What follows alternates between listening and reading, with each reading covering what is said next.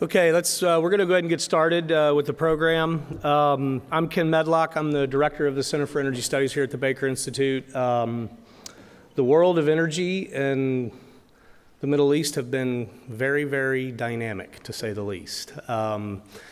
Today, we're actually gathered to talk about, in retrospect, what happened 50 years ago, October of 1973, when Arab nations issued an embargo on oil exports to the West, effectively.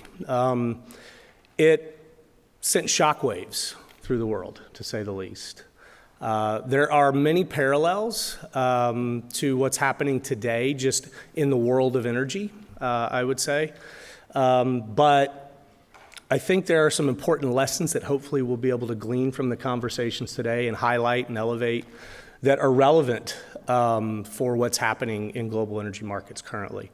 I'm really excited to listen to the conversations. We've got a tremendous group of speakers lined up. I want to thank Jim Crane, Christian Ulrichsen, and Mark Finley for the incredible amount of work they did to put this day together. It's going to be really spectacular, I think. So I'm really looking forward to the conversations. And I want to thank all of you for being here to participate in the dialogue. One thing before I give the stage up to Jim that I want to mention is for Q&A, because we want this to be dynamic. You will see in the middle of everybody's table there are cue cards. Please write your question down as they come to you and just hold it up, and somebody will come around and pick up the card for you and bring it up to the moderator. That way we can sort of filter through the questions and ask them in the appropriate order. So with that, again, thank you for being here. Welcome to the Baker Institute. Hope you enjoy the day as much as I know I will, and I'm going to give the stage up to Jim. Jim?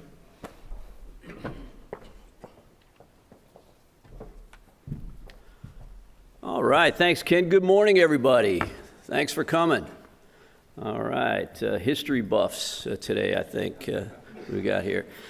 So on this day, 50 years ago, on this very day, in fact, a secret deal between the governments of Egypt, Syria, and Saudi Arabia kicked off one of the most traumatic economic crises that ever faced the oil importing world.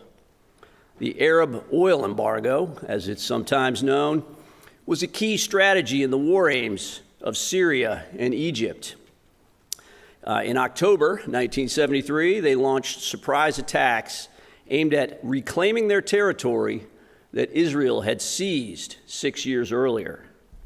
The war plan included a new element, some potential for oil market manipulation. If the U.S. intervened to help Israel, Saudi Arabia and other Arab oil producers agreed to cut production, raise prices, and halt oil shipments to the U.S.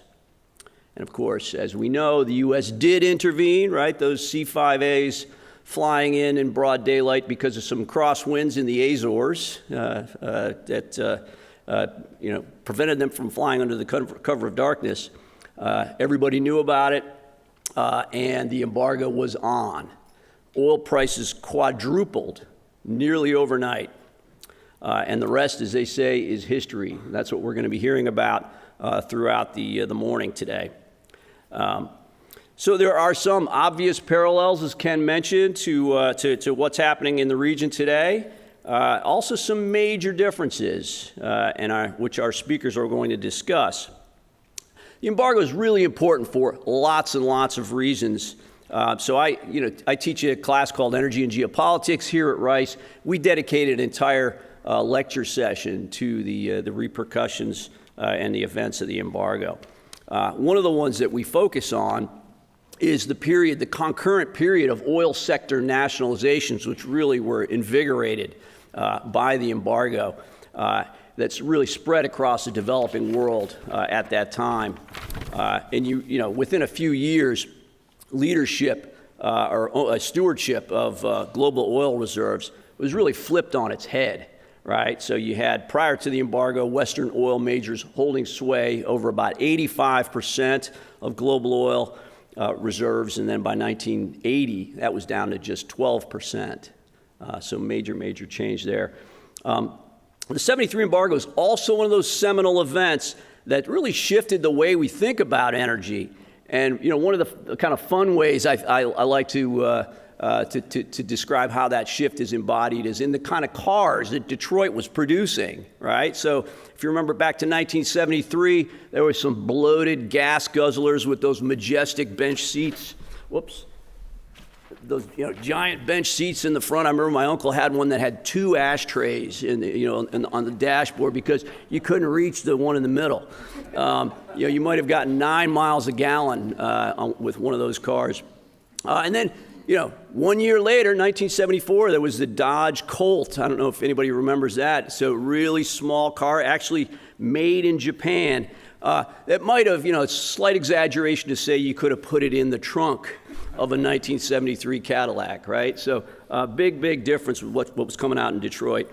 So the embargo was also the catalyst for the Strategic Petroleum Reserve, the International Energy Agency, the much maligned 55-mile-an-hour national speed limit here in the United States that is no longer, thankfully. And the CAFE standards, the fuel efficiency standards on automakers here. Elsewhere, Japan went toward big into nuclear power, into LNG. France, sweeping renovation of its power sector to switch over to nuclear. Europe, Western Europe turned to the Soviet Union for natural gas, right? And that worked pretty well until recently. So even our notions of energy security and energy independence that we've been hearing about for so long, had their roots in the embargo. And even the first push for solar, for renewables here in the U.S., has a link back to the embargo, right? If anybody remembers Jimmy Carter's famous quote, "No one can embargo the sun," right? It wasn't about climate back then, it was about energy security. So all these things date to these events. So lots and lots to talk about today. So we're going to lead off with a keynote address that I'm going to introduce in just a second. Then we'll have our first panel that's going to drill down into energy market effects of the embargo. We're going to break for coffee at 10:30. We'll return to hear our second keynote from His Royal Highness Prince Turki Al Faisal of Saudi Arabia, who will be introduced by James Baker, former Secretary of State and our founder here. Then we'll turn to our second panel covering geopolitics before finishing up with a few final reflections before lunch. So now I want to introduce our first speaker, Adam Szyminski. Adam is well known in energy circles and well beyond that. He is a senior advisor and former president of CAPSARC in Riyadh. That's the King Abdullah Petroleum Studies and Research Center. He previously held U.S. government roles. He ran the U.S. Energy Information Administration and served on the National Security Council at the White House. He was the chief economist for Deutsche Bank and a few others. Adam's going to give his keynote and take questions. If anybody has burning questions for Adam, please fill out a card. Somebody will come around and bring them to me, and we'll get them to Adam. So let's all give Adam a warm welcome, everyone.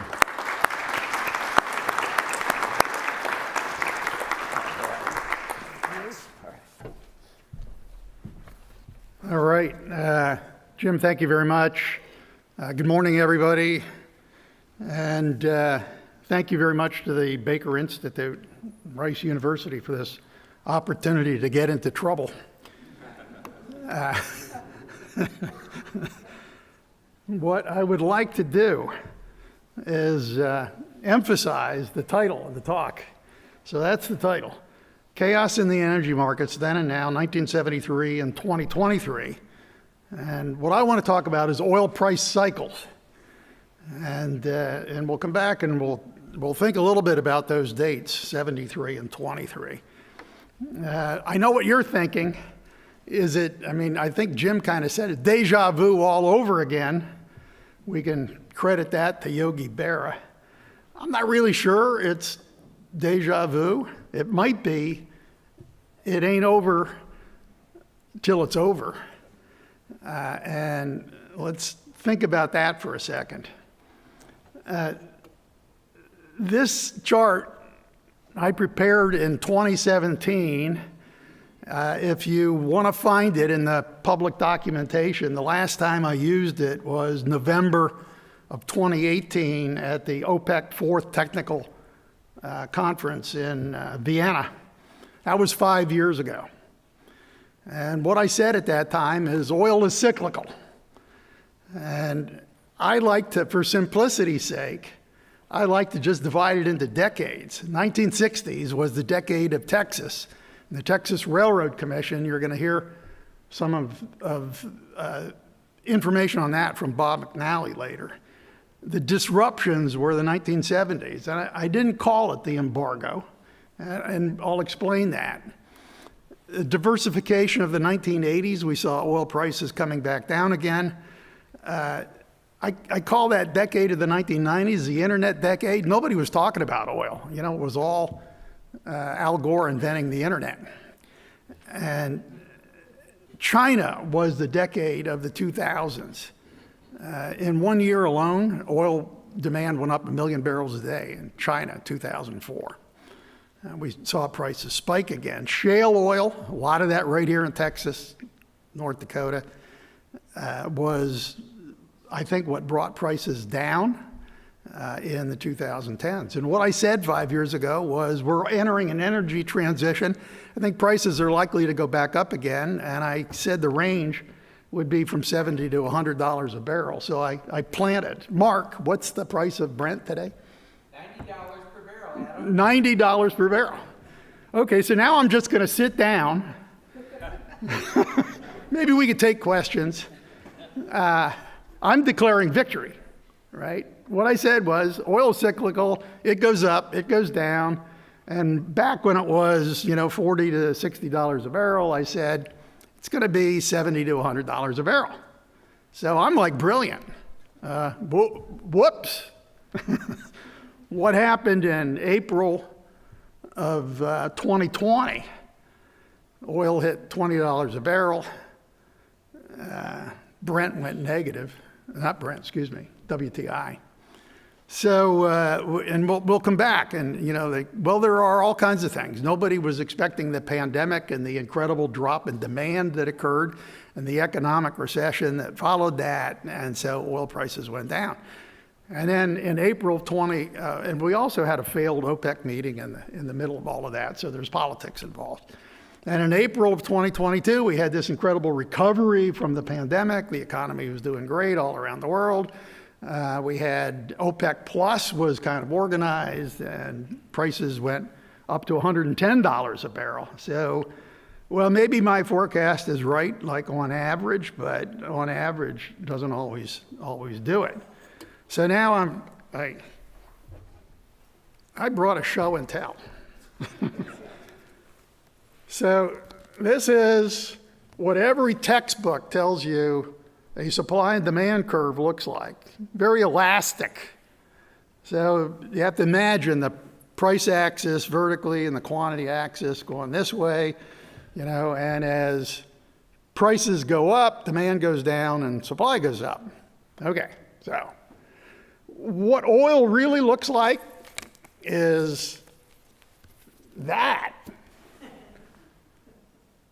Oil is really inelastic, and all it takes is a little change in quantity to drive prices up and down. It can also do the same thing. If the price moves for some reason, you can move the quantities around. So, but it's mostly, I think, a function of what happens when the demand either goes up because of some reason, weather, or the growth in China in the 2000s, or goes down because of an economic downturn. Supply can also enter in there, and that's kind of where we often think of the effects of embargoes. Okay, so that's that part. Let's say, given that we know that oil is cyclical, that demand maybe, hopefully this will go back again, right? I want to emphasize this. So this chart was actually prepared in January of 2018 by what was then IHS Markit. They've gone through a couple of names. It's now S&P Global. It's the old SIRA, right? And they just prepared a supply curve for oil, showing different countries what the costs are of extraction.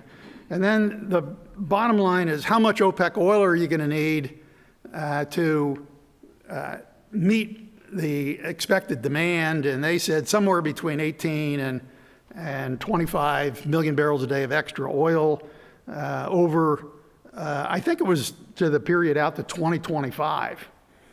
And in that range, the price required came out somewhere near $80 to $100 a barrel. That was part of the reason why I was picking that range for the energy transition prices. I think that this is actually fair. I think these numbers are still relatively accurate. So now what we need to know is, well, what's demand going to be? How much OPEC oil are we going to need? The International Energy Agency in Paris says that we're not going to need any. We shouldn't invest in oil anymore. That was the theme of the 2020, was it? Outlook to 2050.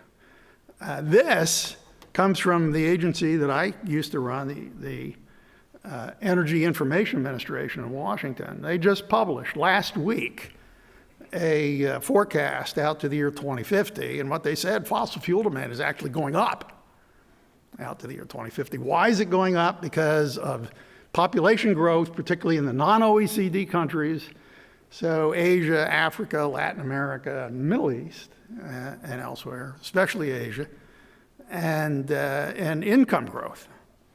There's 2 billion people that don't have clean cooking fuels. There's 1 billion people that don't have electricity in the world. And we haven't made a lot of progress there. And those folks are going to want butane or propane for cooking fuels, or they're going to want gasoline or diesel fuel for transportation. And that's the theme. So if I had to put money on, is oil demand peaking in 2025 or even 2030 versus it's going to go up or plateau, I would pick the over, right? I think that the international energy outlook of the EIA in Washington is based on a reference case that says, here are the laws we have. Now, if you change the laws, you might get something different. And what the IEA in Paris was saying was, well, they kind of assumed that we wouldn't need oil in 2050, and then they worked backwards, and I'm not sure that's a really good way to do it. Okay, so what could change the outlook? The outlook could change with economic developments, war, pandemic, and this is kind of what Jim was talking about. Well, maybe what's happening in Israel and Gaza now could involve more countries in the region, Iran. What would that mean? Carbon prices or carbon regulations could certainly make a big difference. Things like carbon capture and use. And I would love to, if somebody had a question about that, I'd like to talk more about things like direct air capture, which I think is technologically how we're going to end up using more fossil fuels and not ruining the climate. Ultimately, things like small modular reactors, maybe even fusion. Jim, I don't want to rain on this. I think this is great to get people together to talk about what happened in October of 1973 and what lessons we've learned, but maybe we picked the wrong anniversary. I'll offer one. In August of 1971, President Nixon imposed wage and price controls in reaction to the collapse of the Bretton Woods Agreement. I think you'll hear more from Mahmoud later today on that issue. Or there's March of 1972, when the Texas Railroad Commission set allowables for April of that year at 100%. So we ran out of spare production capacity in Texas, and you can ask Bob about that one. And those issues, I think, are very, very important. So I'm going to end I want to make a few comments after this. This is my philosophy. Nothing in life ever happens for just one reason. You know, look broader than the embargo of 1973. So I'm going to end just with a couple of quick comments. Mark is going to kill me, but come on up, Jim. No, I'll just stand. What lessons have we learned? Yes to the Strategic Petroleum Reserve. Some of that's right here in Texas. Yes to spare capacity in OPEC. CAPSARC has some peer-reviewed publications in the Energy Journal about the value of OPEC's spare capacity to the global economy. By using spare capacity, OPEC has actually saved the global economy money, something on the order of $200 billion a year. It's another issue. What should we say no to, looking back over the last 50 years? No to price controls. No to import and export controls. And no to the windfall profit tax. That's another one. In April of 1980, President Jimmy Carter imposed a crude oil windfall profit tax. And I was hoping that Secretary Baker was going to be here. I was going to mention to him that he was the Secretary of the Treasury at the time the windfall profit tax was finally repealed in August of 1988. And what should we support in the transition out into different forms of energy into the period to 2030 and beyond? Things like, and all of the above framework for fuels that CAPSARC has written about, it's called the circular carbon economy. During the G20 in Saudi Arabia, HRH Prince Turki is the chairman of a think tank in Riyadh called the King Faisal Center for Research in Islamic Studies, KF-CRIS. And along with CAPSARC, they hosted, those two think tanks hosted the T20, the Think 20 kind of subgroup of the G20, and fostered this idea of the circular carbon economy, which says we need to reduce energy consumption, we need to, and energy emissions, we need to reuse and recycle, and we need to, importantly, remove.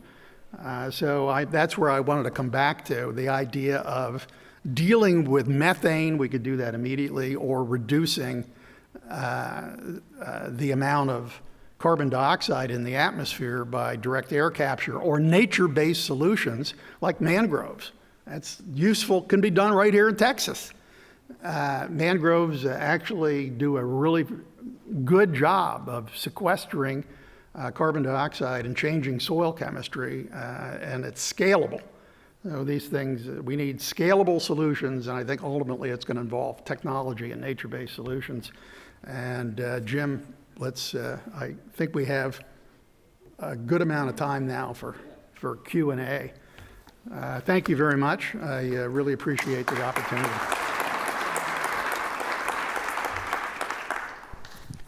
All right, thanks a lot, Adam. If anybody has questions, jot them down and we'll swing by and pick them up.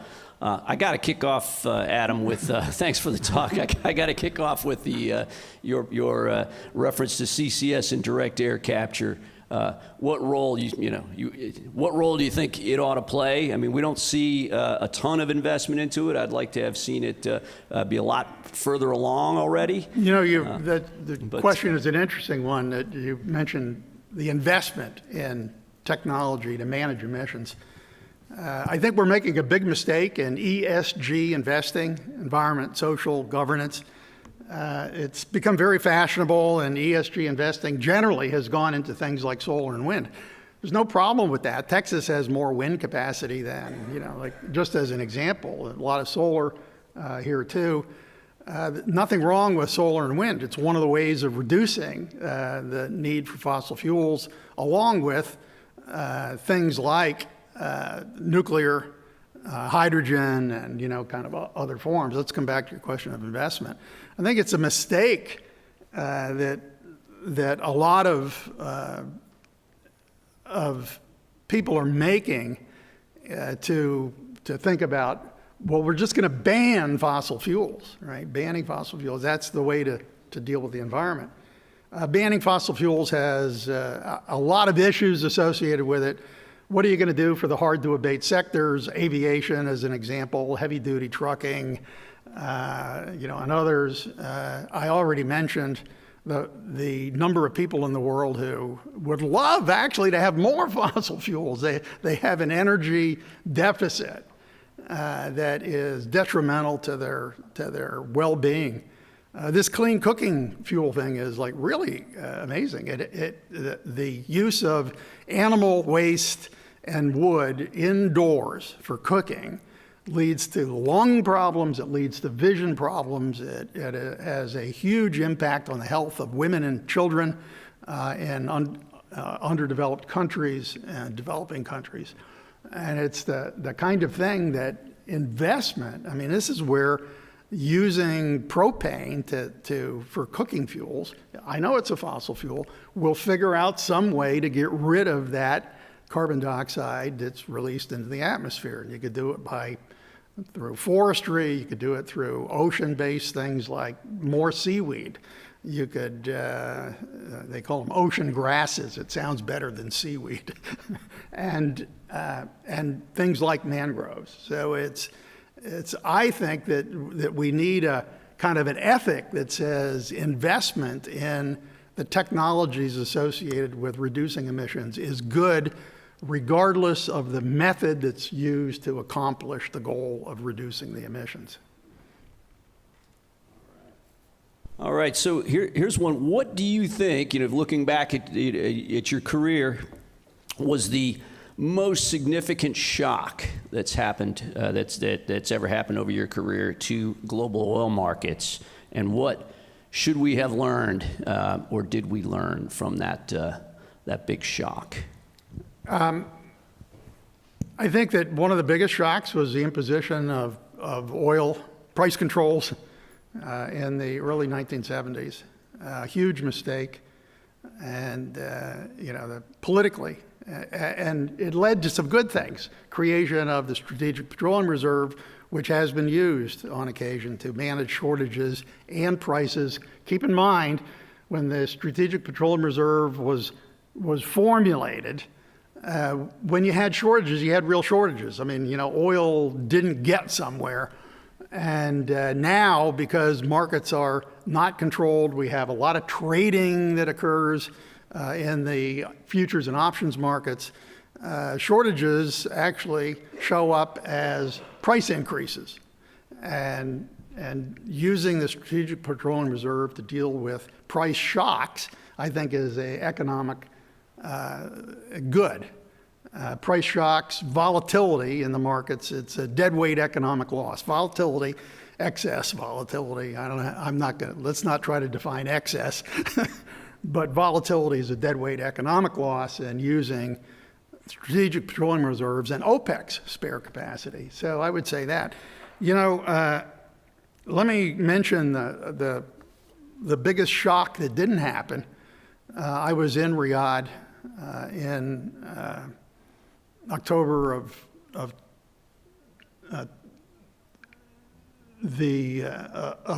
2019 when Abqaiq was attacked, and the ability of Saudi Arabia to use its stocks and the ability of the U.S. and other countries to use their stocks, I think saved the world, and the quick repairs that were made at Abqaiq saved the world from what could have been a pretty horrible economic problem. Indeed, right? I mean, it was like the price went up by $9 briefly, and I think 2 weeks later it was already below where it was before the attack. It was pretty, it was the largest ever outage, right? It was almost 6 million barrels a day, I think. Huge. I mean, amazing. I think we dodged a bullet there because the markets weren't too tight at the time, right? But all right. So next question is, would you comment on the potential conflict of interest of the COP28 chair body chair, being head of the UAE's national oil company. And what are your predictions for the COP28? I actually just returned from a week in Riyadh. In the run-up to the COP meetings, the United Nations hosts regional meetings to try to get people aligned into the larger kind of global issue. So Conference of the Parties, COP28, it's the big meeting of the climate people, companies, NGOs, governments, and others. And what I attended last week in Riyadh was MENA, Middle East and North Africa Climate Week. The emphasis there was kind of on this idea that I had: what are the Middle Eastern countries doing to try to deal with climate change? And as I indicated, there's a big effort underway in countries like the United Arab Emirates and Saudi Arabia and elsewhere in the region to try to come up with a number of technologies. So doing things on the technology side, like fostering pilot projects and demonstrations of greenhouse gas reduction technology.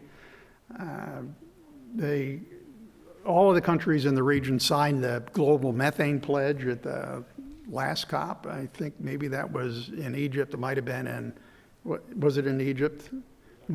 Or in Glasgow, right? I think the idea that some people say that well, why should a oil-producing country and an oil minister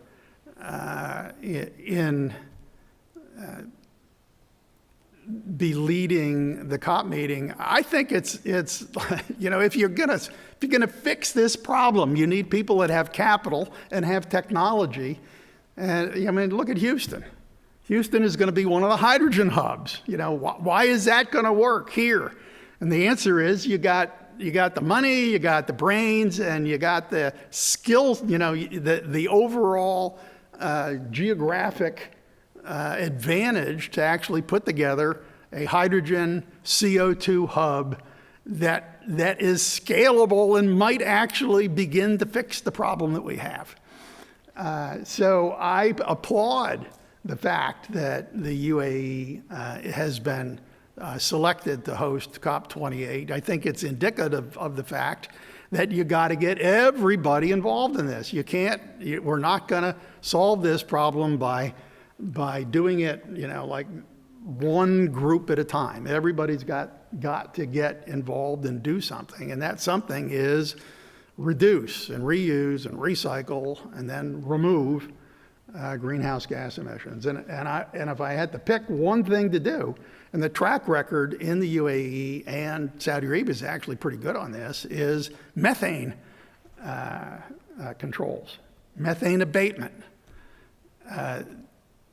The Texas Railroad Commission has the authority to do more than they're currently doing on methane abatement. And the pictures of methane emissions coming from the United States, in the oil-producing areas, including North Dakota, are pretty bad.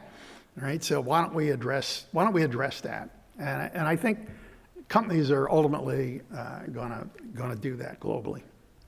I mean, if I might add, Adam, Sultan Al Jaber, the head of the COP28, actually ran a renewables outfit before he was ADNOC, head of ADNOC, right? So he's one of these few folks that actually has experience, in the whole kind of the whole realm of energy, right? So he's good qualifications elsewhere too. Actually, for quite a long time at Masdar City, right? So he's got a very broad background that I think is, yes, he's an oil minister, but he's done a lot of things that I think qualify as a pretty well-rounded individual, and I'm into the practicality of let's get something done, and I think that he's the sort of person that has that same attitude. I mean, hate to keep banging on this, but the UAE and Sultan Al Jaber's, they're the only country that I can find in the Gulf region anyway that's made a renewables pledge and actually met it on time and in full, right? So in 2009, they pledged to get 7% of their generating capacity from renewables by 2020. 2020, in January 2020, I checked, and they had made it. They actually did succeed, which so far none of the other countries have been able to do. So there's some credibility there as well. All right, moving on. I've got another climate-related question here. So some of the solutions for climate you mentioned, including mangrove planting, et cetera. Do you believe that these things should be regulated or mandated by the government, or left to markets? Right. I'm interesting question, and I'm reminded of my 4.5 years at the Energy Information Administration, when I used to say I was one answer away from returning to the private sector. I don't know what I would return to now. I think mandating solutions is not like mandating that we plant mangroves is not, or mandating that we have direct air capture, or mandating that we ban fossil fuel. Government mandates have been proven to be not all that effective. I think what government needs to do is to establish the framework within which private industry, universities, other non-government organizations can cooperate. Mark pointed out to me on the way in from the airport, the Rice University come on, help me out. What's the? Greentown Labs. Greentown Labs. This is a brilliant idea. Let's get universities working on, like what I said, is ideas, demonstrations, and research development on the technology that we need to do it. Let me add to the bit on technology. You also need policies to help drive that. So what's the role of government is in the policy field. What could they do? Well, one thing they could do, and this would be part of what I hope will happen at COP 28, and my friends in that region would say, inshallah, God willing. So where I came from in Pennsylvania, we used to say, God willing and the creek don't rise. It's kind of the same thing. Okay, so now what are the policies we need? Well, one of the things we need is an effective way to extend the technology globally. And another thing you need is measurement, reporting, and verification. We need to be able to know how much carbon dioxide different industries or producers are emitting. We need to know, we need a globally agreed value for what do mangroves actually do, so that we can end up trading that in some way. So that's like really, really important. And then the other thing you need, and then it comes back to answering this question, what's the role of government? The role of government ought to be to let markets work. We need markets in this area. We need scalability, and one of the ways you're going to get scalability is to create markets that actually work. Ultimately, greenhouse gases, methane should fall into this category. Methane is a valuable product. Like don't flare it, don't just emit it. Find a way to capture it and use it. And I think we'll ultimately be doing that with carbon. You mentioned the UAE. One of the things that the UAE just announced with Khalifa University is there will be a big program at Khalifa University on carbon fiber, use of carbon fibers, how to actually turn carbon dioxide, carbon, into a saleable, useful product that consumers want, right? So that what you're doing is creating a market for this stuff that we're trying to get rid of, rather than trying to mandate a solution or a way towards it. They're going to be competing with us here at Rice, by the sounds of it. All right. One last question, All right. Adam. So on hydrogen, we'll have various roles for hydrogen going forward in this energy transition. Do you see one in the transport realm? Do you see hydrogen infiltrating into transport? Yeah, it's in Saudi Arabia, and the same thing is kind of going on in places like the United States and a few other countries. There's a real effort being made on hydrogen in Saudi Arabia. There's a huge project at NEOM. Someone was asking me about NEOM today. NEOM is this kind of future city in the northwest part of Saudi Arabia, and they have a green hydrogen project. So they're going to make hydrogen using electricity from solar and wind. It turns out that the area it's kind of like Texas. It gets steady winds blowing almost all the time, particularly at night. And they can use solar in the day, steady winds at night, turn that into hydrogen and do something with it. Saudi Aramco on the eastern side of the country has been working on what they call blue hydrogen. Blue hydrogen is hydrogen produced by steam, methane, reforming. So you take natural gas basically and use high temperature steam to turn it into blue hydrogen. They will then turn that into ammonia, and they've been shipping ammonia. They've had a couple of shipments now of ammonia to Japan. What Aramco will tell you is what they need is customers. They have the techniques. In theory, the customer for the green hydrogen and NEOM is likely to be the German government or some industries in Germany. The blue hydrogen could be Japan, could be others. Hydrogen is, as a transportation fuel, maybe. I think this is blue sky. I think that hydrogen is actually going to be more useful as an industrial fuel in places where heavy fuel oil is hard to replace with anything else. Hydrogen will give you a lot of heat, and in industrial applications you need a lot of heat, and that might be a way to do it. It's not going to be easy. Hydrogen has metallic embrittlement problems. It's not easy to move around, but I think that ultimately it would be pretty good, and it could be very useful in some transportation where there's very few other ways to reduce when you burn hydrogen you get water vapor as the emission, and that could be very useful in some places where the atmospheric where air pollution is so bad that you might want to use that. But I think ultimately it is going to be easier to handle in stationary applications rather than transportation applications. All right. Well, that's all we've got time for. Let's give Adam a nice round of applause here. Thank you very much. All right. Thanks, Adam. We appreciate that.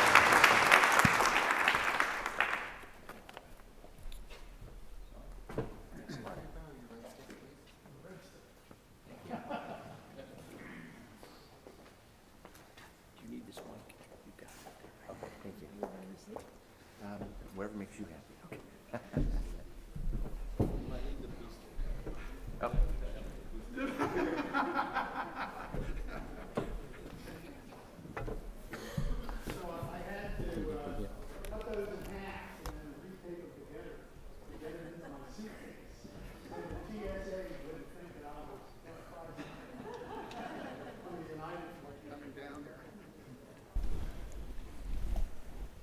Thank you very much, Adam, for your opening remarks.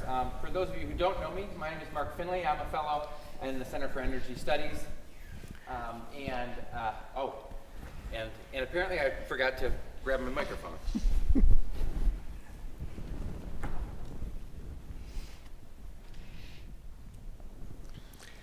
For those of you who don't know me, and now can actually hear me. I'm Mark Finley. I'm a fellow in the Center for Energy Studies.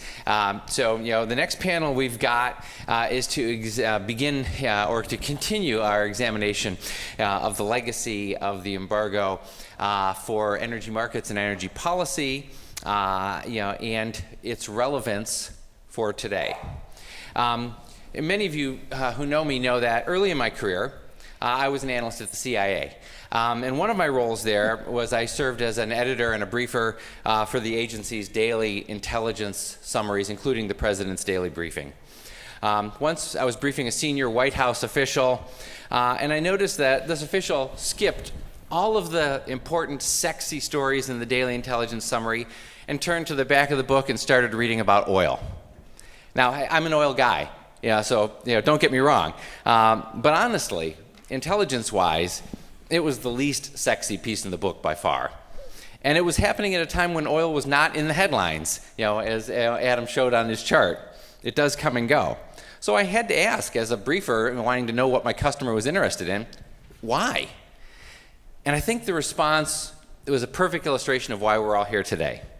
This senior White House official said, look, I was in grad school when the embargo happened. It was a formative experience for me personally and for policymakers, for an entire generation of policymakers.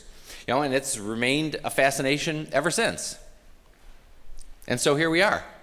50 years on, why does the embargo still fascinate? How is it still relevant? What has changed? And what lessons can we learn from that formative experience for today's energy crises and challenges? We have a great panel here to discuss today, and I'll introduce them in the order in which they'll be speaking. More detailed biographies are available online at the website. But in a nutshell, we have Sarah Emerson, President and Head of Research and Market Analysis at ESAI Energy. Next, we have Bob McNally, who's President of the Rapidan Energy Group. Ichiro Kutani is Director of Energy Security Studies at the Institute of Energy Economics, Japan. And finally, Rice University's own Mahmoud Al-Gamal, Professor, Chair in Islamic Studies, Finance and Management, and Professor in Economics. Now, I've asked each of our speakers to limit their opening remarks to between 5 and 7 minutes so that we can leave plenty of time for discussion. My recollection, Adam, was that the red stick was supply. No, that's why I asked for the blue. All right. So demand. Okay. Well, if the red stick was demand, then this will be my signal that the speakers that I'm going to demand that they cut their remarks short. So, and I'm going to put it down in the hopes that I won't be needing it. So, with that, Sarah, the floor is yours. Right. Over here, right? Yes. Good morning. Can you hear me? Excellent. I don't have a big voice. Okay. I also have this mic. Here we go. You got the slide advancer there. Ah, yes, of course. Okay. So first of all, let me thank you for inviting me today. It's a great honor to be here. I want to thank Mark in particular, who I've known for many, many, many years, and all of you at the Baker Institute. It's really an honor to be here. 5 to 7 minutes is not very much time. So if I'm like your podcast, you can put me up to like 2 times speed. But I wanted to start with this issue of have things changed? And I know you all know those iconic pictures of gas lines. Well, these are pictures from last year. So this is not from 1973. This is from 22. And imagine if the crisis of 1973 had happened this year or last year, with all the different outlets we have for images. We have Instagram and Snapchat and Facebook and X and all of these different, we would be inundated. We'd be absolutely saturated with pictures. And I think this is important because this is one way in which the world has changed in the last 50 years. We have a very different way of communicating amongst each other. We don't rely on the news at 7 o'clock at night. We rely on a tremendous volume of information. And then I'll come back to that later on. So I think there are 3 things that I'm going to focus on that are significant changes in the global energy markets or in global oil markets. The first one is the change, and I would call this the last great energy transition, and that the change from administered pricing to market pricing. So as Adam mentioned earlier, in the 60s and 70s and prior to that, oil prices were administered. They were administered by the major oil companies. They were administered by the OPEC producers. They were administered and intervened or regulated by governments, whether it was price controls or import quotas or the allowables on production. Government and companies intervened, and as a result, we had prices. One of the things that happened in 73 and then was continued in 79 with the second energy shock was that the market for spot trade grew. The number of producers grew. The number of producers who bought and sold crude outside of this administered network grew.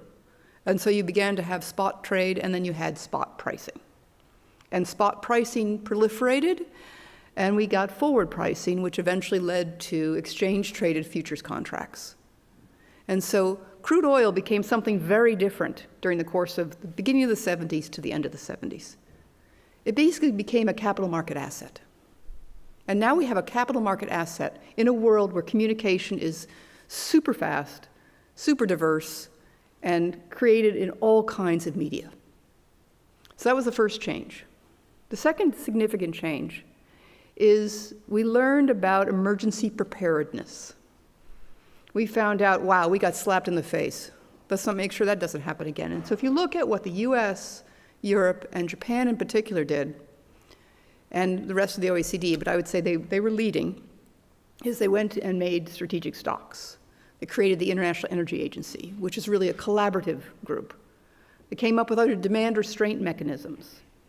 And so we came up with ways to deal with these kinds of crises. So that's the second big change. And then the third change, I have a couple slides on. See if I got this right. Yes, I did, good. So the third change is we reduced oil demand, or I should say we slowed the growth in oil demand.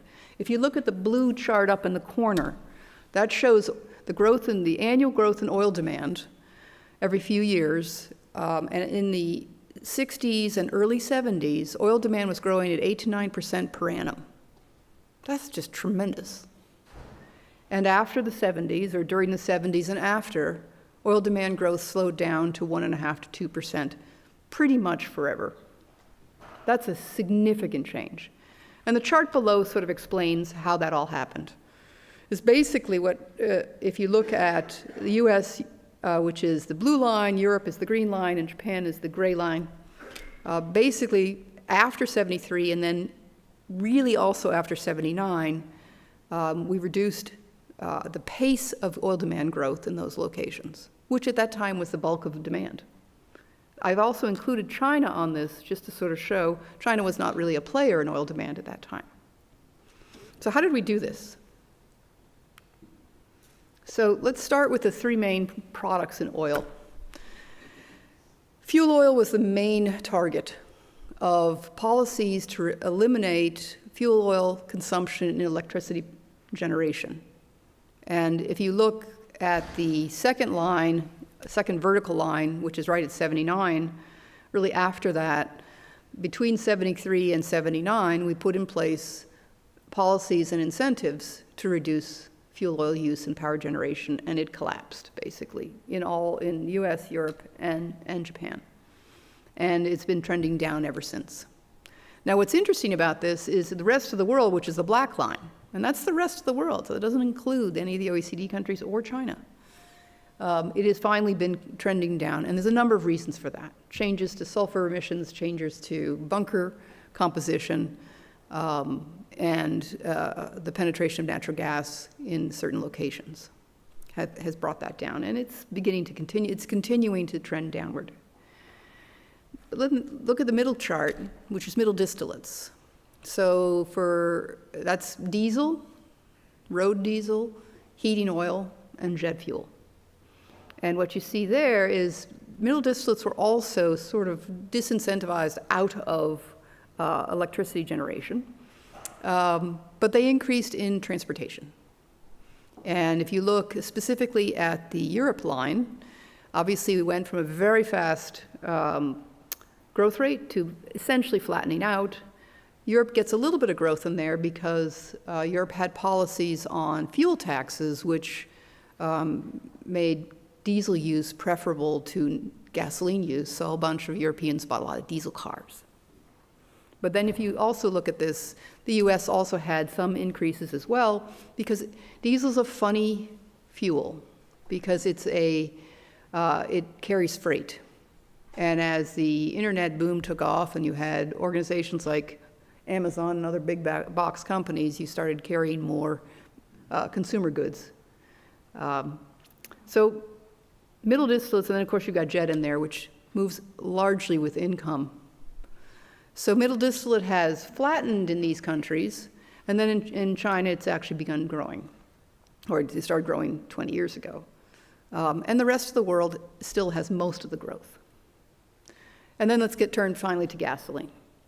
Gasoline it's a smaller market than middle distillates, and it has one massive consumer, which is the United States, which kind of skews everything and when you start talking about gasoline.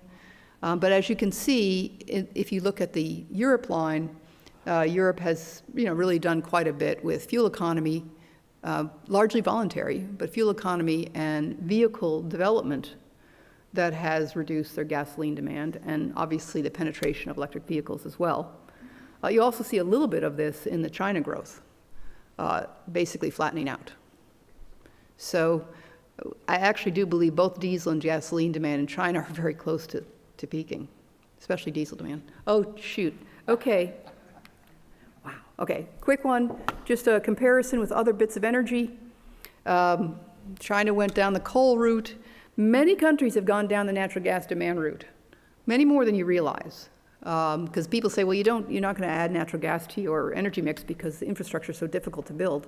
But we have built infrastructure, and the growth of LNG has certainly increase this. I'll jump to the last piece. Because I have no time left, I'm going to just focus on the ones that are in yellow, which are the three I mentioned in the beginning. The three biggest changes: market response was growth of spot and futures markets. We're now a market-based industry.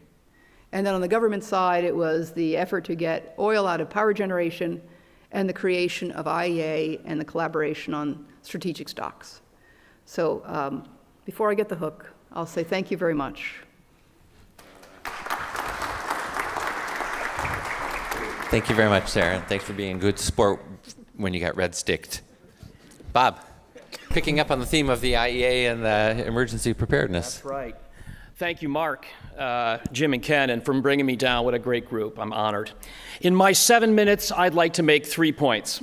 First, the biggest problem with understanding the importance of the 1973 Arab oil embargo is the misplaced but common notion that nothing could have possibly happened before then that's remotely relevant for our energy security and outlook. So we'll discuss that. Secondly, that we responded to the changes of the early 70s with an energy architecture that involved some baby that was kept and some bathwater that Adam mentioned that was thrown out. And thirdly, as we sit here today and look forward, we are in a situation, to use the words of a president with whom Secretary Baker worked very closely, deep doo-doo.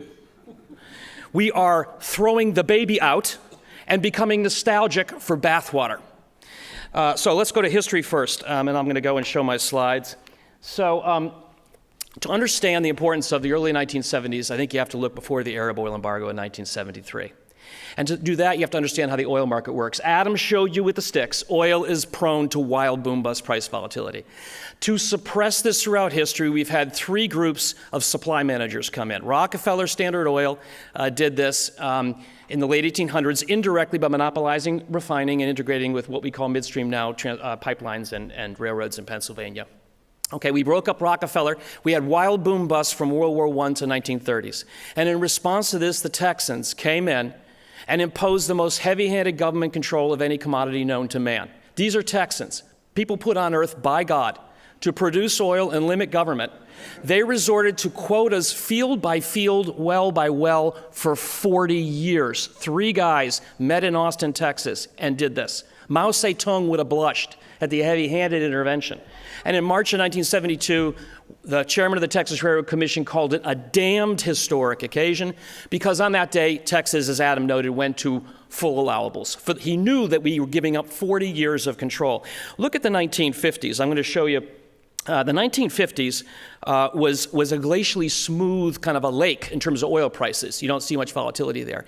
It was actually by far the most unbalanced in supply-demand terms and geopolitically disruptive in history.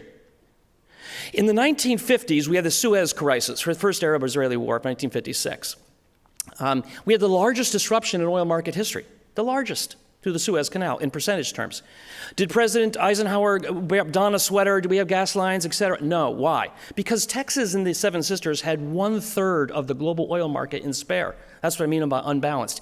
Do you know of a commodity where regulators will shut down 1/3 of global supply to keep oil prices stable, much less one as important for the world as oil? I don't. That was Texas. 67, another Arab-Israeli war, another huge disruption. Did President Johnson do the sweater thing? No. Why? Because Texas had spare. We all talk about the Arab oil embargo in 1973 because in 1972, we lost control of spare capacity, and that's really important. Spare capacity is a key thing. Adam and I belong to a support group trying to get commemoration for 1972. In addition to 73, there's not a lot of members in the group, but you're welcome to join. All right. So it's in 1973, 72, we go through this shock and we give up control of the oil markets, and now we're into the tumult, and Sarah mentioned the Iran-Iraq war and the price increases. We responded with baby and bathwater. Bathwater, Adam mentioned. Price controls, windfall profits taxes, huge wasteful subsidies. Most of those we got rid of. We also resorted to use of strategic reserves, compensate for our loss of underground control, spare capacity, with above ground options at least, strategic reserves coordinated with use by the IEA. The Carter Doctrine, we're going to care about the Middle East. We're going to be friendly with spare capacity holders, and we're going to understand that's a critical part of our energy security. And we did a pretty good job managing that, I think. We had our ups and downs. We did a pretty good job. But as we stand here today, we're in a horrible position, in my view. We are frittering away our strategic reserves. Both Republicans and Democrats have been selling that thing off mindlessly to pay for Medicare and other non-energy resources. And we can talk about the Biden spill of 180 million barrels in 2022. It probably was initially justified because the IEA told us we're going to lose 3 million barrels a day of Russia for 9 months. But then when that didn't happen, we probably should have stopped. In any event, we're frittering that away. We are fraying our relationships with key Gulf producers and spare capacity holders. And we are foolishly, as Adam politely alluded to, we are foolishly deluding ourselves into thinking we're on this peak demand path, and therefore we need not and ought not to approve any more investment in upstream oil and gas. Indeed, I would say the IEA, instead of being that baby, that watchdog for energy security, has turned into a lapdog for climate fanatics. We're into a difficult period. We're probably heading into a multi-year boom cycle in oil prices. Booms will follow busts when you don't have an effective swing producer.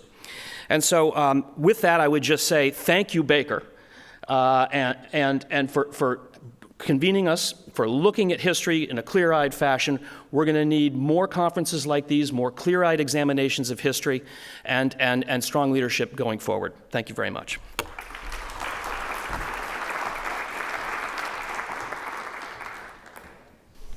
Thank you very much, Bob. Thank you, Bob. Yes, thank you very much. My name is Katani from IEJ. It is my honor to have this opportunity to speak here in the Baker Institute. Let me talk about Japan basically and about Asia in my region.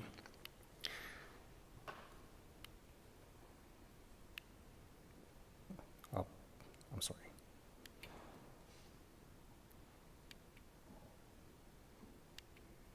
Okay. After the 50 years passed since 1973, Japan has tried the various measures to strengthen our energy security status. And this pentagon indicating the changes since that time, and red color indicated the latest situation in Japan. And the center, you can see the one as a baseline. And in terms of energy efficiency and the diversity of the energy supply and the diversity of power supply, you can see the improvement in numbers. This pentagon indicating that the larger number, the better status. While for the self-sufficiency and the Middle East dependency, we see declining trends for the past 50 years. So in some aspect, in Japan has succeeded in strengthening energy security, while in others, we see some declining trends in energy security status. And what was that? And the one thing is that we lost nuclear power after the earthquake in 2011. At that time, we shut down all the nuclear power stations, and Japan has relied on those powers to increase the self-sufficiency. Before the earthquake, we remained at 20% of self-sufficiency, while after that, it dropped to 6%, only 6%. And since that time, we tried to resume nuclear power stations, and somehow succeeded. And we see a tremendous increase of the solar PV after implementing feed-in tariff systems in 2012. So that now it increased to 13%, but still on the way to increase this to 20 or 30 or 40% of self-sufficiency. This is a very different status of energy security from United States. United States basically self-sufficient, so it might be a very different status compared to Japan and United States. And another one is Middle East dependency of oil supply. As you can see on the right-hand side, in 19th, we rely on the oil supply for primary supply. About 80%, 77% of energy supply comes from oil. And that almost, that was the oil dependency of a primary supply. And among that oil supply, 77% comes from Middle East. And after that, we lost supply from the Asian countries like China or Indonesia or Malaysia, so that the Middle East dependency rose to 94% for the moment. And the latest study is saying that it is increasing to 95%. So in our country, 95% of crude oil comes from the Saudi Arabia, UAE, or the Kuwait, those Gulf countries. And to my thought, this number cannot be declined easily because Middle East hold a very abundant amount of resources and cheap resources. And we see a strong pressure against oil companies, private oil companies, to divest from the fossil fuels, so that the Middle East national oil companies may have a stronger position in the future to supply crude oil to the world. And another point is about fossil fuel investment. Now Asia is growing, and their import dependency is rising.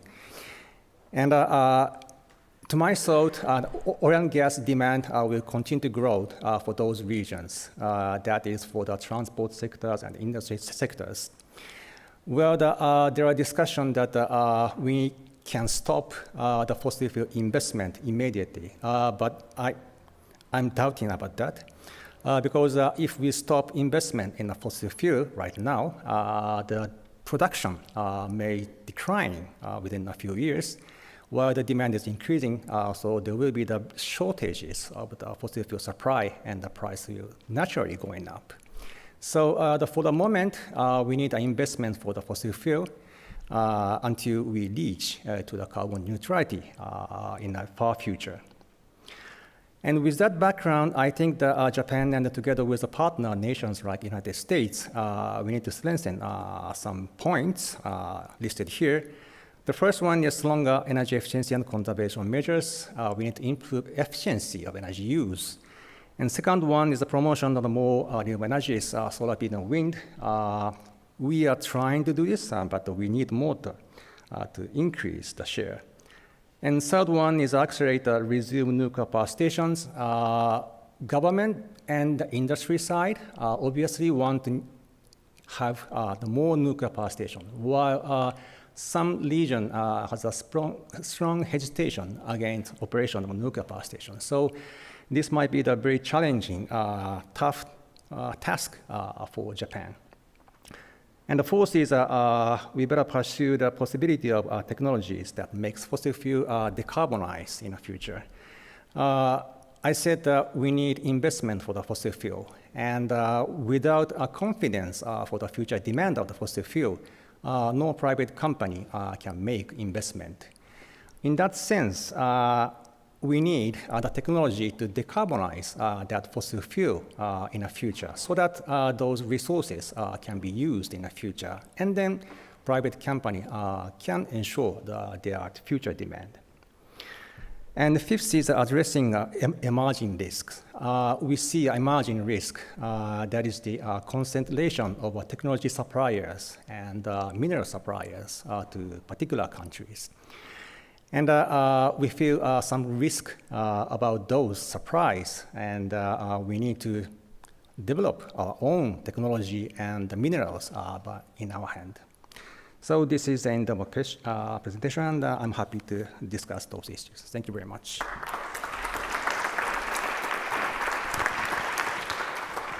Thank you very much, Ichiro, Mahmoud. And while Mahmoud is getting ready, let me just editorialize that it's rather humbling to be to hear that the view in Japan is that Japan needs to be more efficient. Comparing the relative efficiency of energy use there versus here.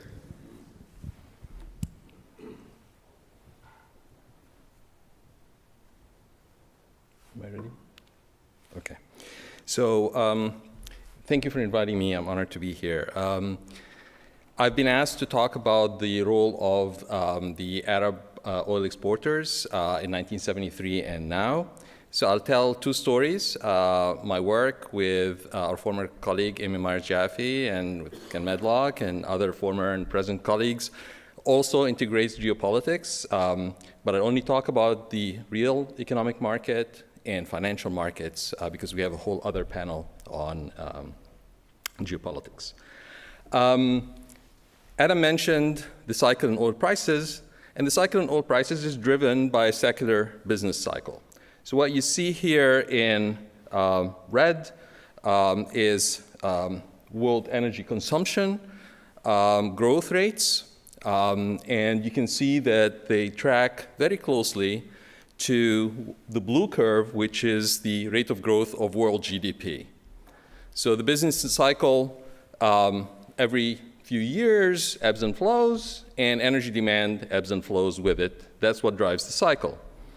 When you talk about the Arab embargo, of course, there have been three. One in 1956 after the Suez Crisis. One, and I don't have data for that. That was before we started collecting data on many of these series. But we had an oil embargo in 1967 and an oil embargo in 1973, and both are illustrated here by the pink lines. One after the June 1967 war, the other after the October 1973 war. The reason we all talk about the embargo is that in 1973 something happened. Well, the embargo in 1967 had absolutely no effect on markets whatsoever. And the reason is, as you see, it was towards the bottom of the business cycle. So it's during a period when economic growth was slow, demand for energy was low, inventory was plentiful, excess capacity was plentiful, nobody could care less about an embargo. 1973, as you can see, was towards the peak. The economy had recovered. The rate of growth of world GDP in 1973 was 6.4%. We have never again reached that level. So it was a time when demand was high and there wasn't a lot of inventory, there wasn't a lot of spare capacity. There was a story about an Arab embargo. It's an old story, but it happened right after, in 1971, the Nixon administration had closed the gold window and poured money into the global economy. I'll get to the financial story in the second part of my 5-minute talk. But that's the reason 1973 was such a big deal. It just happened at a bad time. As you will see with the financial story, the prices had been declining from 1948 till 1973, real prices of oil had actually declined by 1/3. And it was due for a market correction. Bob made the point that, prices, and Sarah, that prices were controlled while we were in an inflationary environment. They overcorrected, they overshot. That's a financial issue. I'll get to it in a second. But let's stick with the supply story. Adam told us that supply is very inelastic. Well, it gets inelastic when there isn't a lot of inventory. When there's a lot of inventory, it gets a lot more elastic. So it's really a question of inventory control. It's a very simple dynamic programming problem that every economist in the first year of their PhD program learns how to solve. Inventory, of course, includes above-ground inventory and spare capacity for production, which is underground inventory. And the importance of the introduction of the national oil companies, they're not great. And yes, OPEC as a cartel, of course, had at times tried to use its limited market power towards political ends. But by and large, they had recognized that when price peaks too high, demand and supply eventually react, and it's very destructive to them as well as to everybody else. And left to profit motives alone, the investment in upstream oil and gas is very pro-cyclical. The oil majors, when they're flush with cash when oil is expensive, invest. So they bring product during the recession when price is already low to amplify the downswing of the cycle. And then when prices are low and they don't have a lot of profits, they don't invest enough. And so we don't have enough product when the markets recover. So having a swing producer has its political benefits, which they haven't used too many times, but it has huge economic benefits because you're able to bring product to market in order to make sure that the upswings and the downswings of the cycle are attenuated rather than amplified, which would be the case if we were left only to the incentives of shareholders of for-profit corporations. So what you're seeing here is that cycle. The red curve is the real oil price, and the blue curve is worldwide upstream investment in oil and gas, which is very pro-cyclical. Now, bringing it to today, as we're speaking, the leaders of OPEC have coordinated reductions in their production quotas because we're all expecting a recession in 2024. And so in order for the prices not to overshoot down, you start now to cut production, and then you'll bring production back if prices indeed were to shoot up, and somehow the Fed pulls a miracle of a soft landing. Simultaneously, they're signaling that they're investing in increasing production capacity so that they'll be able to bring more production to market in 2025 when the global economy has recovered.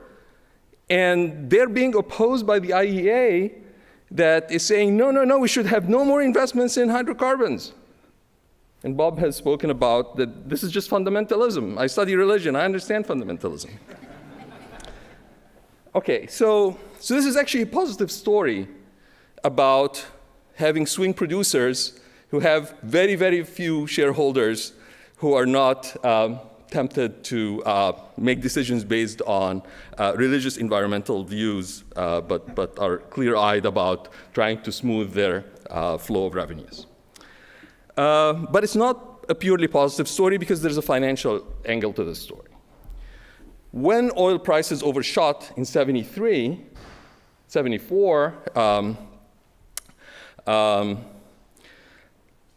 there was no absorptive capacity for the oil exporters to be able to use all this money all at once. And that eventually flooded this liquidity into the international markets and caused problems. Till this day, we have the same problem. The absorptive capacities of those oil exporters remains extremely low. So what you're seeing here is oil rent as a percentage of the GDP of, in order not to overcrowd the graph, I have only Saudi Arabia in the green, Kuwait in the red, and the United Arab Emirates in black. And you can see that even Saudi Arabia, for instance, it started in 1970 at 20% oil run to GDP. Today, it's 20% oil run to GDP. This is not for lack of effort to diversify these economies. With every wave of petrodollars, there are legions and legions of consultants and contractors who flood to these oil exporters, selling them poorly researched, designed by non-economists, thank you, diversification schemes. They have not paid off. We're economists, we think about incentives. The consultants want to be paid right away. They're not there to see the results. The contractors want to be paid at the end of the year. They're interested in having projects, usually mega projects, that will be finished quickly. So Adam, when you go back to Riyadh, please tell them, you were running a 100-year marathon. Now you're running a 50-year marathon. Don't run it like it's a 5-year sprint. Okay, so ultimately, you blame it on the global financial system. What you're seeing here in red is the rate of growth of M2, measure of money supply, measure of global financial liquidity. The rate of growth of that, and you can see it against the real oil price. Real oil prices, as I said, had already declined from 48 to 73. They were due for at least a 50% correction, and the oil exporters were trying to increase the price to bring it back to, so that at least they're not losing in real terms. And it overshot, and one of the reasons it overshot is this opening of the floodgates of financial liquidity from the 1960s because of the Vietnam War, and then eventually the closing of the gold window.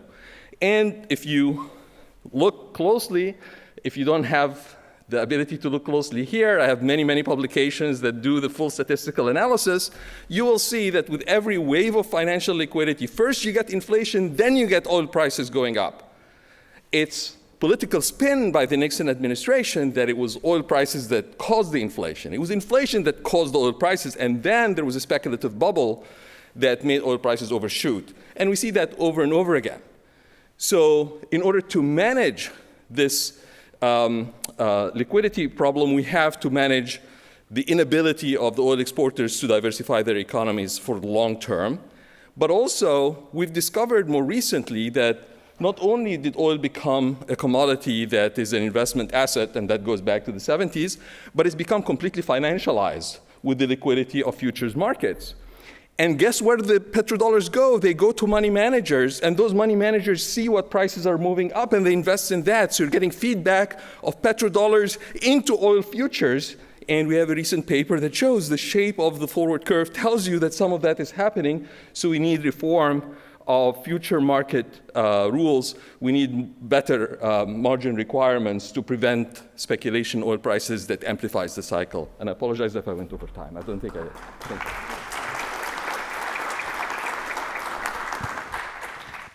Thank you very much, Mahmoud. And as with our earlier sessions and throughout the day, you have tabs for asking questions. If you have them, just send them up. We have some people running around to collect them. And now's your shot, to ask the expert panel. And while we wait for a few of those questions to come up, I'm going to start with one on my own, and I hope you'll indulge me in that. As we've been planning this panel for the last 9 months, we've kept hammering on the idea that it's important to examine the legacy of the embargo, but to keep bringing the conversation back to how is it relevant for today, what's changed. And so let me ask each of the panelists for your region, or for the issues that you covered in your presentation. After 50 years, are we better able to manage a crisis or not? Why? And how does this answer differ for oil versus other forms of energy or energy transition materials? And we'll just go down the line. So Sarah, you get to go first. Yeah, I think we are much better positioned to handle an oil crisis, a disruption to oil supplies. I agree with all the commentary on capacity. We have an issue with capacity at the moment, so we need lots of strategic stocks. And it also depends on the size of the crisis, all of that. But I do think we're in a better place than we were 50 years ago. On the other half of your question about, if you're reacting to a geopolitical disruption to oil supply, I think we're in a better place than we were 50 years ago. If we're talking about reacting to the challenges that the energy transition are going to bring, I'm not sure we're ready at all, because we're talking about multiple energies. I mean, this is 3D chess, you know, because we have so many different energies we'd be handling. And I think it's a question of timing. We're going to really struggle with the asymmetry of supply and demand in some of these new energies, and also in legacy energies like you know, oil and gas. So no, I think we are right at the beginning of a difficult period, and we probably don't have those tools. So I think Adam is right that the transition will be more prolonged than people are anticipating. And I'm concerned by what we saw, for instance, with Shell shareholders trying to prevent more investment in oil and gas, which accentuates this already pro-cyclical investment cycle. So I'm not sure that there will probably be one more wave, but I'm not sure that we're ready for it because of the advice that shareholders are giving to management. Now, both Shell and BP have said that they're not necessarily following this shareholder activism, but it's there nonetheless. On the financial side, no, there's this great deal of opacity. We tried to get better data on who was investing through swap dealers, who was investing through money managers, and we can't get it. I don't know if anybody has that data. And therefore, that amplification of the financial cycle is still very much with us, and it can be devastating. Mahmoud, let me just ask you, for the Middle East oil producers themselves, where do they stand today versus 50 years ago, and relative to both, you know, oil and to the transition? So in oil, they've got this down. In terms of the transition, I think most of what we're seeing is really virtue signaling. So I think they should specialize in what they're good at. What I'm worried about is diversification. Again, as I mentioned earlier, they're running a 50-year marathon like a 5-year sprint. So they're not investing in the right things for the eventual day when people are not burning oil anymore. Yeah, thank you. Ichiro? I agree to Salah that we are now well prepared for the oil crisis, and we better act against those crises. However, at the same time, I think the current crisis is LNG crisis rather than oil crisis. Now we see a more tight LNG market in the world, and a very, very high price in the winter heating season. And in that sense, Japan or the world is not prepared for such a LNG crisis. We haven't imagined this would happen in the future. And that there is no storage stocks, LNG stocks, and that there is no international mechanism to act against the LNG crisis. So we need to think at such a LNG crisis mechanisms in the world. And as I said, I think we had been, until recently, much better prepared than 50 years ago for energy crises.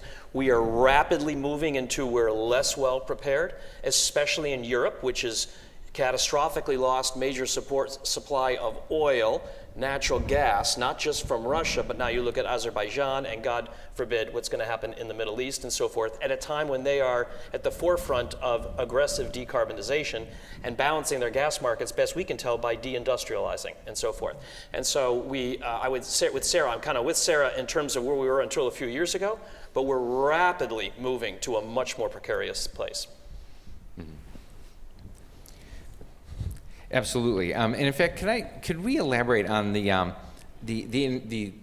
international cooperative dimensions of this?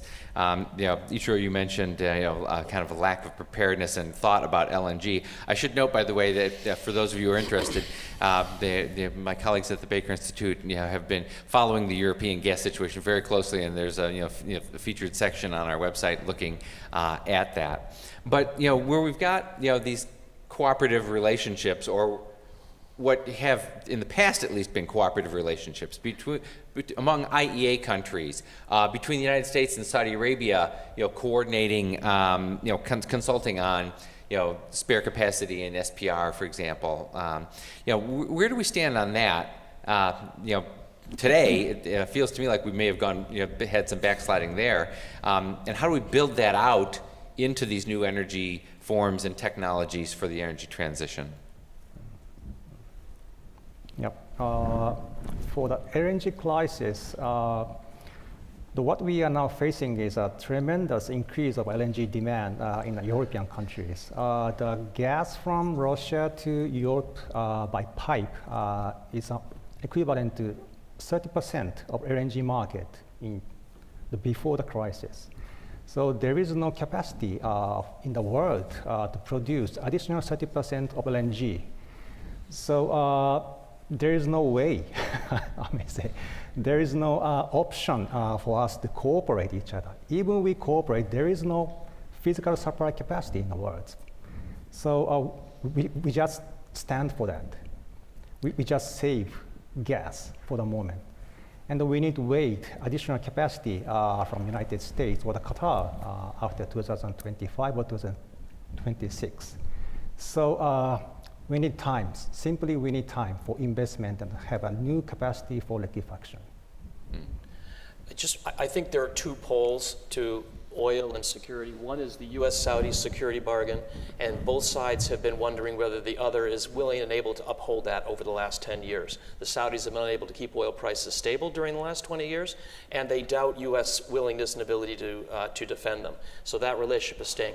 Then you have the IEA, which was a security organization intended to coordinate the use of strategic stocks, and has strayed from that, as I mentioned, and now is advocating for aggressive immediate peak supply, at least in terms of investment in greenfield projects. So, and there's not a healthy relationship, I think, between the IEA and OPEC as we see that in public display. So no, I think we have a fraying and a disintegration of the two poles of the last 50 years of energy security. So resiliency in any market is, it follows with redundancy. And the problem, I think, is that we're segmenting the market with the overuse of sanctions. So now, oil that tankers can always flow anywhere. That's what Secretary Kissinger discovered. Why 1973 really meant nothing, because how can you sanction oil to the U.S.? You sell it to somebody else, and somebody else sells it to the U.S. Now, if there are sanctions, this is illegal. So I believe that this fragmentation of the market makes it more vulnerable to crises. That's a good point. Just building off of something that Bob said, I think we have to be careful not to sort of look at the IEA as one monolithic communicator. It really isn't. There are folks in the analytical side who are doing the forecasts who may have a particular approach, but I don't think that necessarily invalidates the collaboration that is supported by treaty. So when I think back at some of the hurricanes, disruptions. We've actually worked pretty well in a collaborative. So I actually think that's still there, notwithstanding the sort of headlines, IEA, OPEC, all of that. And I'm nervous about relying on diplomacy between two countries. I mean, I used to think that the U.S. and China would work together for decades. And so I'm a little nervous about relying on the U.S.-Saudi relationship because, as we know, it's gone through some difficult times. The point Ichiro has made is really a good one about LNG, because LNG really is going to be one of the energies of the future. I mean, it's just going to have to grow. We're exporting the United States about 12 BCFD today, a little over 12. And we have capacity expansion up to 25. So we are going to double our capacity to export. But as you say, it's going to take 4, 5, 6 years. And in the meantime, we have problems like the Russia interruption. So he's right, there's very little collaborative effort on that point. And I would note that, the IEA protocols for oil do have provisions for emergency sharing of both information and supplies in a crisis. We can debate whether the degree to which it's worked in reality versus on paper, but there's nothing like that for, on the gas side. Yeah. We haven't talked yet about, in terms of relationships and managing supply, about, OPEC, and now the broader so-called OPEC Plus group. Since 2016, OPEC has brought in Russia and I think 9 other non-OPEC countries to cooperate in developing, and managing the market.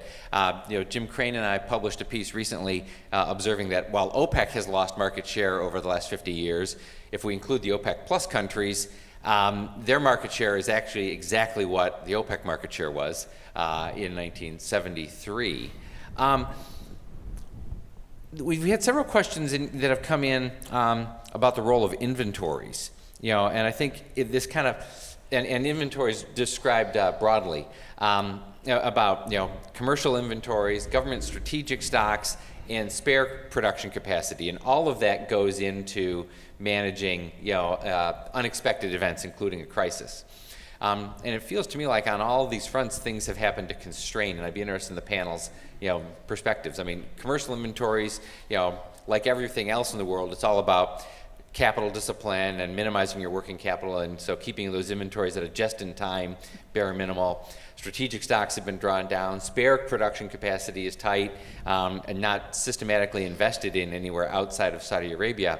Going forward, how do we manage this situation, both for oil and, again, into the energy transition? I'd welcome the panelists' perspectives.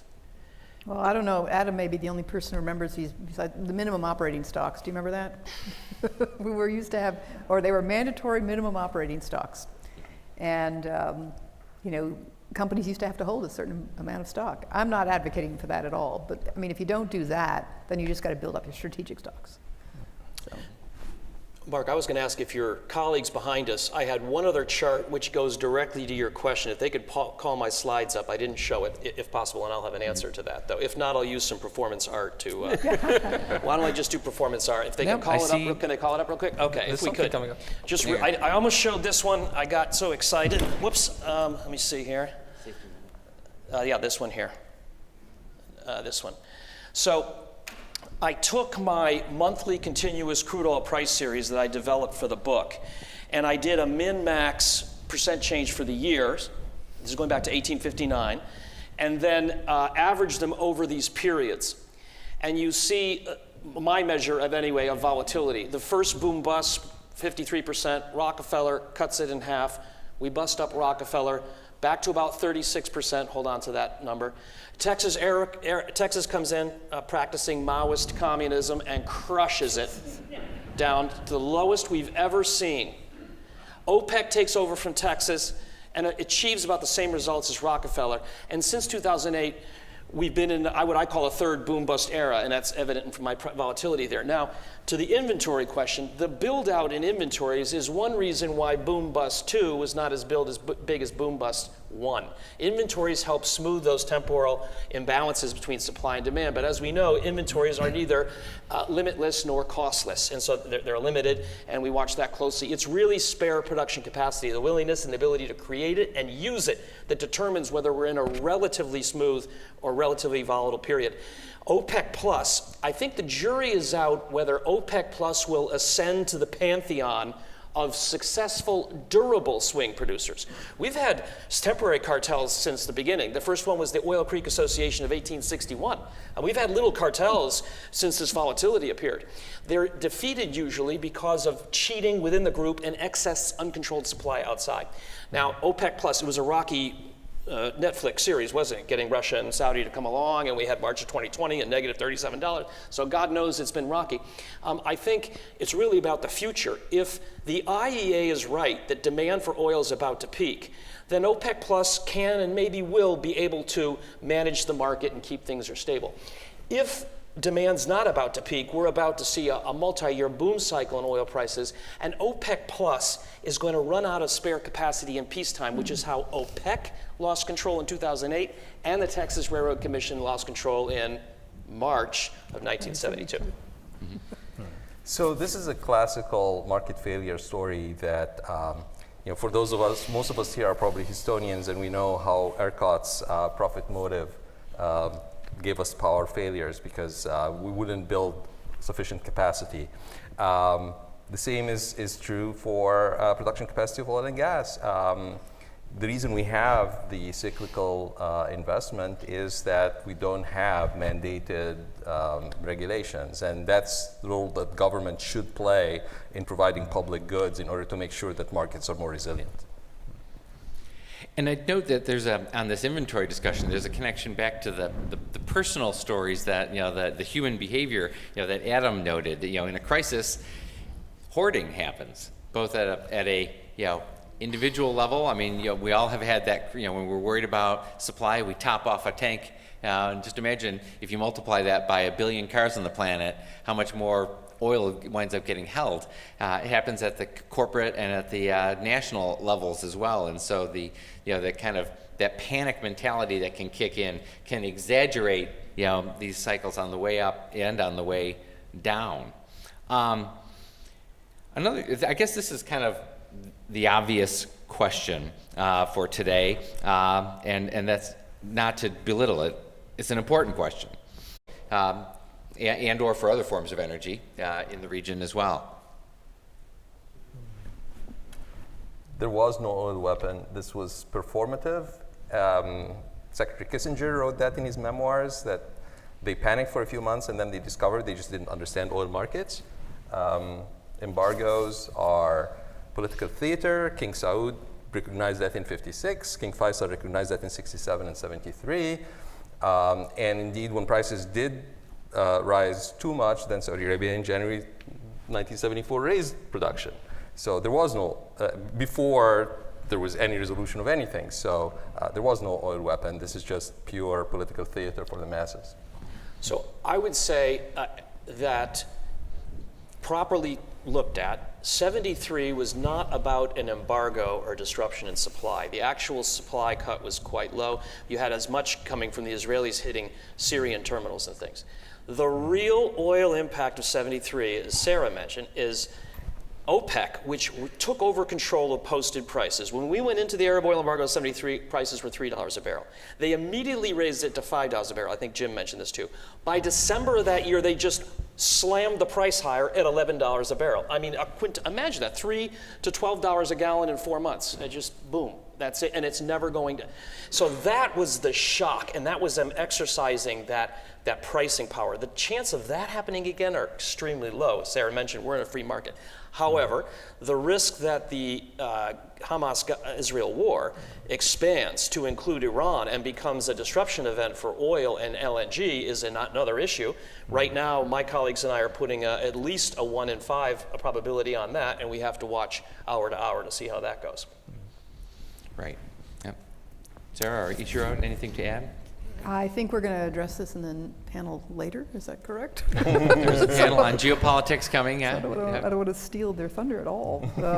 So no, I think I totally agree with Bob. And with Mahmoud. It wasn't a weapon, really. It was perceived as a weapon.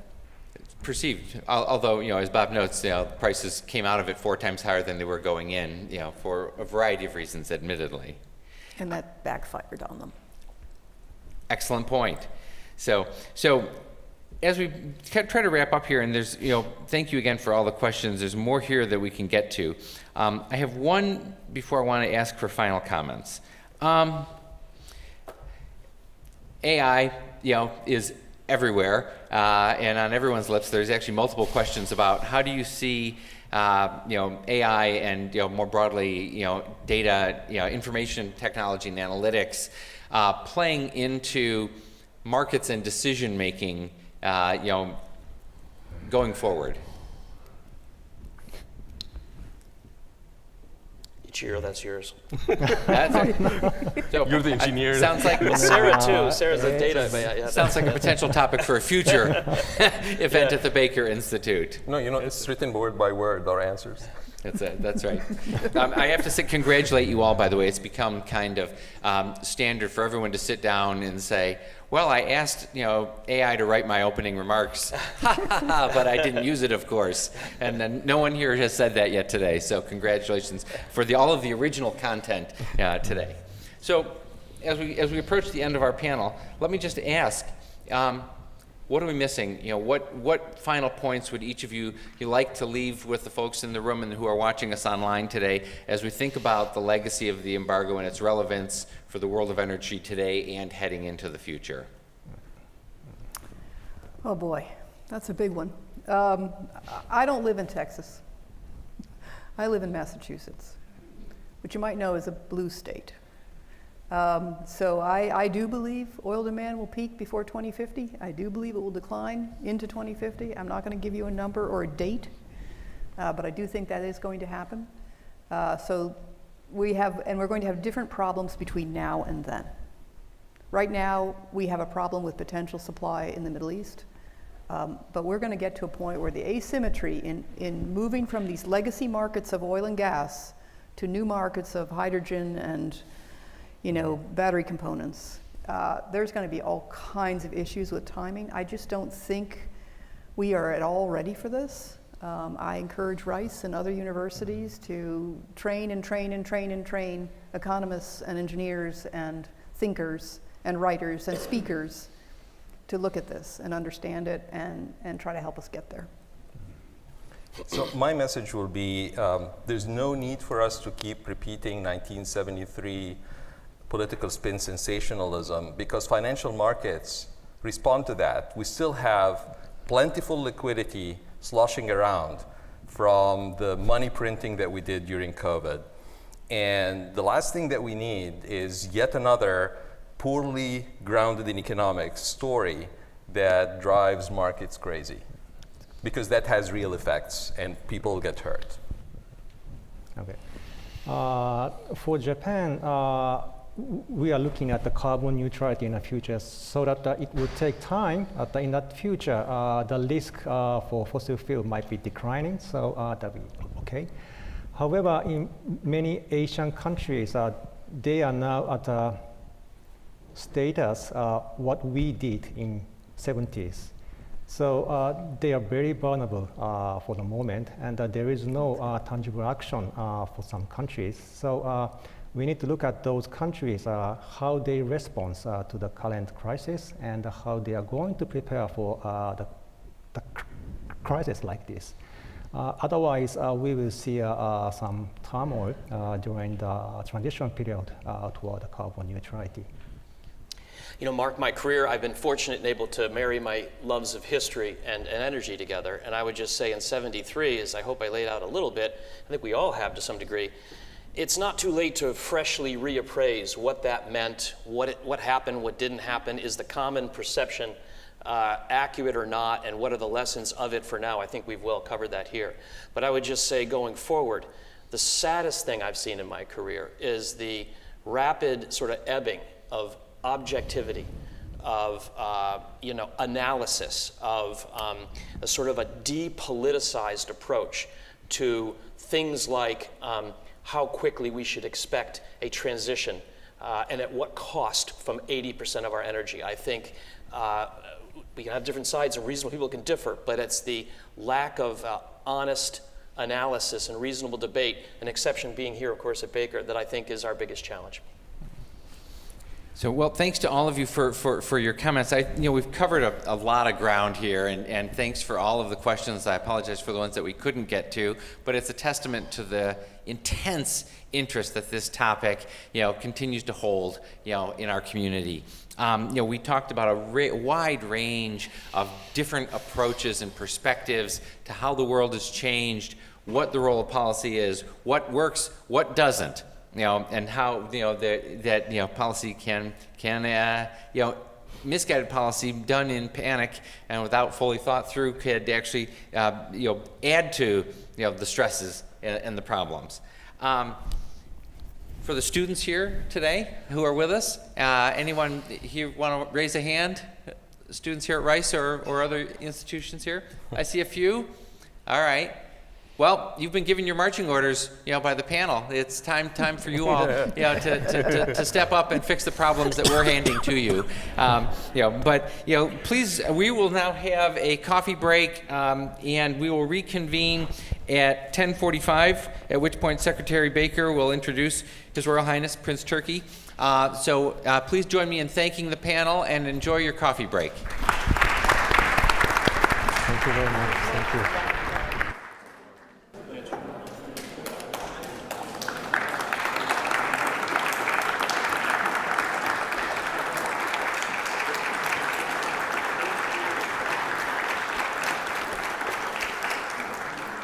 Ladies and gentlemen, it's my real pleasure and privilege to welcome you today to another very special event.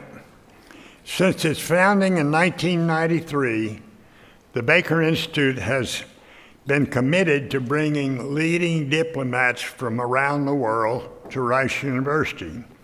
Today we are honored to welcome His Royal Highness Prince Turki Al Faisal, who served as Ambassador of the Kingdom of Saudi Arabia to the United States from 2005 until 2007. Prince Turki also headed the kingdom's main foreign intelligence service for 24 years. With such a background, journalist Edward Luce speculated in 2014 that Prince Turki was, quote, probably the most experienced spy on the planet. He has also been a leading voice for moderation in his country, one who has always advocated good relations between Saudi Arabia and the United States. Let me quickly add that Prince Turki and I have worked together closely over the years to strengthen the long-standing relationship between our two countries.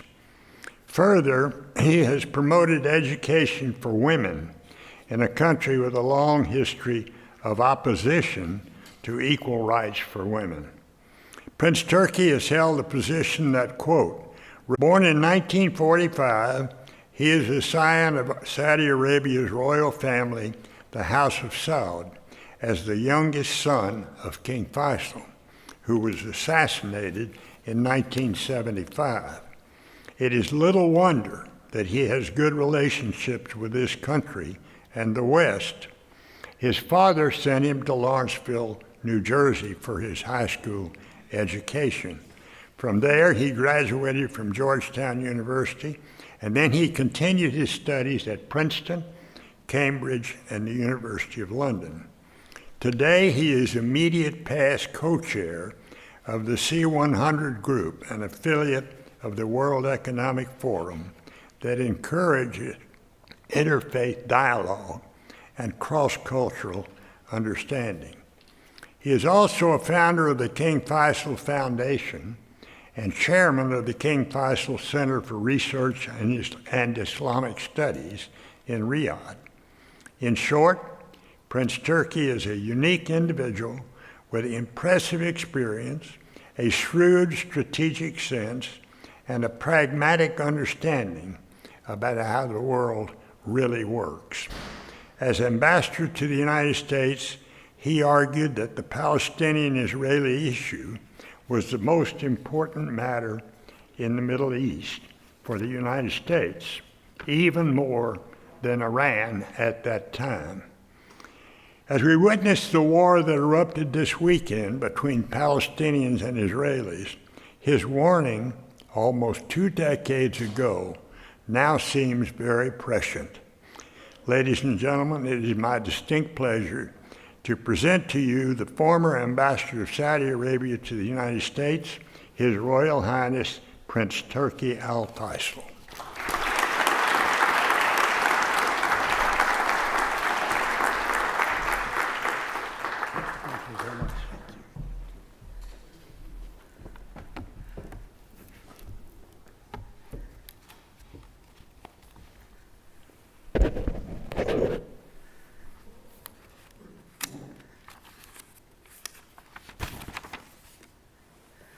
Bismillah ar-Rahman ar-Rahim. Thank you, Secretary Baker, for your kind introduction. You have lived and worked to meet the challenges that have led to where we are here today. I can say without hesitation that you succeeded in bringing success to you and your colleagues' endeavors to face the breakup of the Soviet Union, to hold the Madrid conference amid pugnacious Israeli resistance, and to deny Saddam Hussein his attempt to occupy Kuwait, among other achievements. Ambassador Satterfield, at least I know he's not here anymore, but I want to thank him for inviting me to speak to such a sterling audience, and congratulations on his appointment. I hope he accepts my heartfelt wishes for his success. Ladies and gentlemen, I remember accompanying my late brother Saud when he was foreign minister to speak here in 2005, the same day that Hurricane Katrina struck your shores. We hastily flew out of Houston before Katrina made land. I also may extend my thanks and respect to Ambassador Gerigyan, your former director, who hosted me before at this great and august institution. Today, I stand before you to reflect upon a pivotal moment in history that shaped not only my nation, the Kingdom of Saudi Arabia, but also the entire world. It is a moment that has etched itself into the annals of time, a moment that brought light to the significance of our energy resources and the power they hold in shaping global geopolitics. I am here to share my personal reflections on the embargo, the October War, and Saudi Arabia's position during those tumultuous times. First and foremost, I take you back not to 1973, the time of the oil embargo, but to 1944, the Bretton Woods Conference. This was the agreement that set up the framework for the rapid economic growth of Europe and Japan after the Second World War. At that conference, America pledged to peg the US dollar to gold and to establish a global currency stability that had escaped the world in the period after World War I. This policy turned out to be extremely successful and ushered in one of the longest periods of economic growth, prosperity, and peace in European history. With that growth came an increasing demand for the cheapest source of energy the world had seen, which was oil and its byproducts. This demand became so great that it quickly outstripped America's ability to meet it, and more volumes of oil had to reach Europe and Japan from other parts of the world, including the Middle East. It is against that background that we can begin to understand the developments that happened in the early 1970s, which led to the Arab embargo and eventually the rise of oil prices. The Arab oil embargo was not solely responsible for raising oil prices. It might have expedited the process by a year or two, but oil prices were inevitably going to rise following a US decision in August 1970 to unpeg the price of gold from the dollar. To illustrate this point, I went back and calculated how many barrels of oil an ounce of gold could buy during the time when an ounce of gold was fixed at a price of $35. If we take the period from 1950 to 1970, we will see that an ounce of gold bought roughly between 11 and 13 barrels of oil. However, once the dollar was floated in 1970, an ounce of gold could buy much more oil. By September 1973, on the eve of the October War, an ounce of gold could literally buy 24 barrels of oil, which was double the number of barrels of oil it could but just 3 years before. Under these circumstances, and with the buying power of their dollars rapidly declining, the oil-producing countries of OPEC had been pushing for control of their resources and higher oil prices to compensate for the declining dollar ever since the early 1960s. You must also remember that Europe and Japan's dependence on Arab and OPEC oil exports did not happen overnight. It took more than 20 years of rapid economic growth for European and Japanese demand to reach the point where even a small cutoff of Arab oil would trigger a rapid rise in price. So following Israel's aggression against Egypt, Syria, and Jordan in June 1967, when the Arab countries tried to cut back oil production, they were not able to change the power equation because at that time, OPEC's share of total world oil trade was only 50%. However, by 1973, OPEC's share of world oil trade was 75%, and Saudi Arabia by itself accounted for 25% of total world oil trade. Therefore, in 1973, they could literally affect Western economies in Europe and Japan, which are generating 80% of their electricity from oil. We should also remember that the 1973 war was not an Arab attack on Israel, but an Arab counterattack to Israel's aggression in 1967, when Israel attacked Syria, Jordan, and Egypt and occupied substantial parts of their territory. Returning to the 73 war, we should recall that in the 6 years between 1967 and 1973, the Arab countries, including Saudi Arabia, worked tirelessly to convince the world, and especially Israel's main military and strategic supporter, the United States, to resolve the Middle East issue and force Israel to return the land it had occupied. During those 6 years, there were countless negotiations at international forums and interviews given to international media platforms by Arab countries like Saudi Arabia regarding the potential cutoff of oil exports if something was not done to resolve the no peace, no war situation between Israel and its neighbors. The late King Faisal gave countless interviews to American journalists emphasizing the possibility with all options for peaceful negotiations closed and no interest on the part of America or the West in general to take a stand against Israel's aggressions. King Faisal offered President Nixon unlimited supplies of oil in return for America's push for Israeli withdrawal from the occupied Arab territories. President Sadat of Egypt, with the active support of King Faisal, made a fateful decision to change the balance of power and remind the world that the Arabs would not accept the status quo and that something had to change to give them back their lands and their rights. Therefore, with President Assad of Syria, the three men met to coordinate the final effort to bring attention to the fact that Israel's aggression could not stand. We must always remember that the fateful decision by the Arab oil exporting countries, led by Saudi Arabia, to cut back 5% a month of their oil production was not taken lightly. It was the Kissinger-Nixon decision over the protests of then Secretary Schlesinger of the Defense Department to resupply Israel with untold numbers of tanks and other weapons directly to the battlefield via an air bridge from America, from Holland and Portugal, which was the last straw and led the Arab petroleum oil exporting countries, OPEC, to declare on October 17, 1973, that it would embargo oil exports to America, Holland, and Portugal.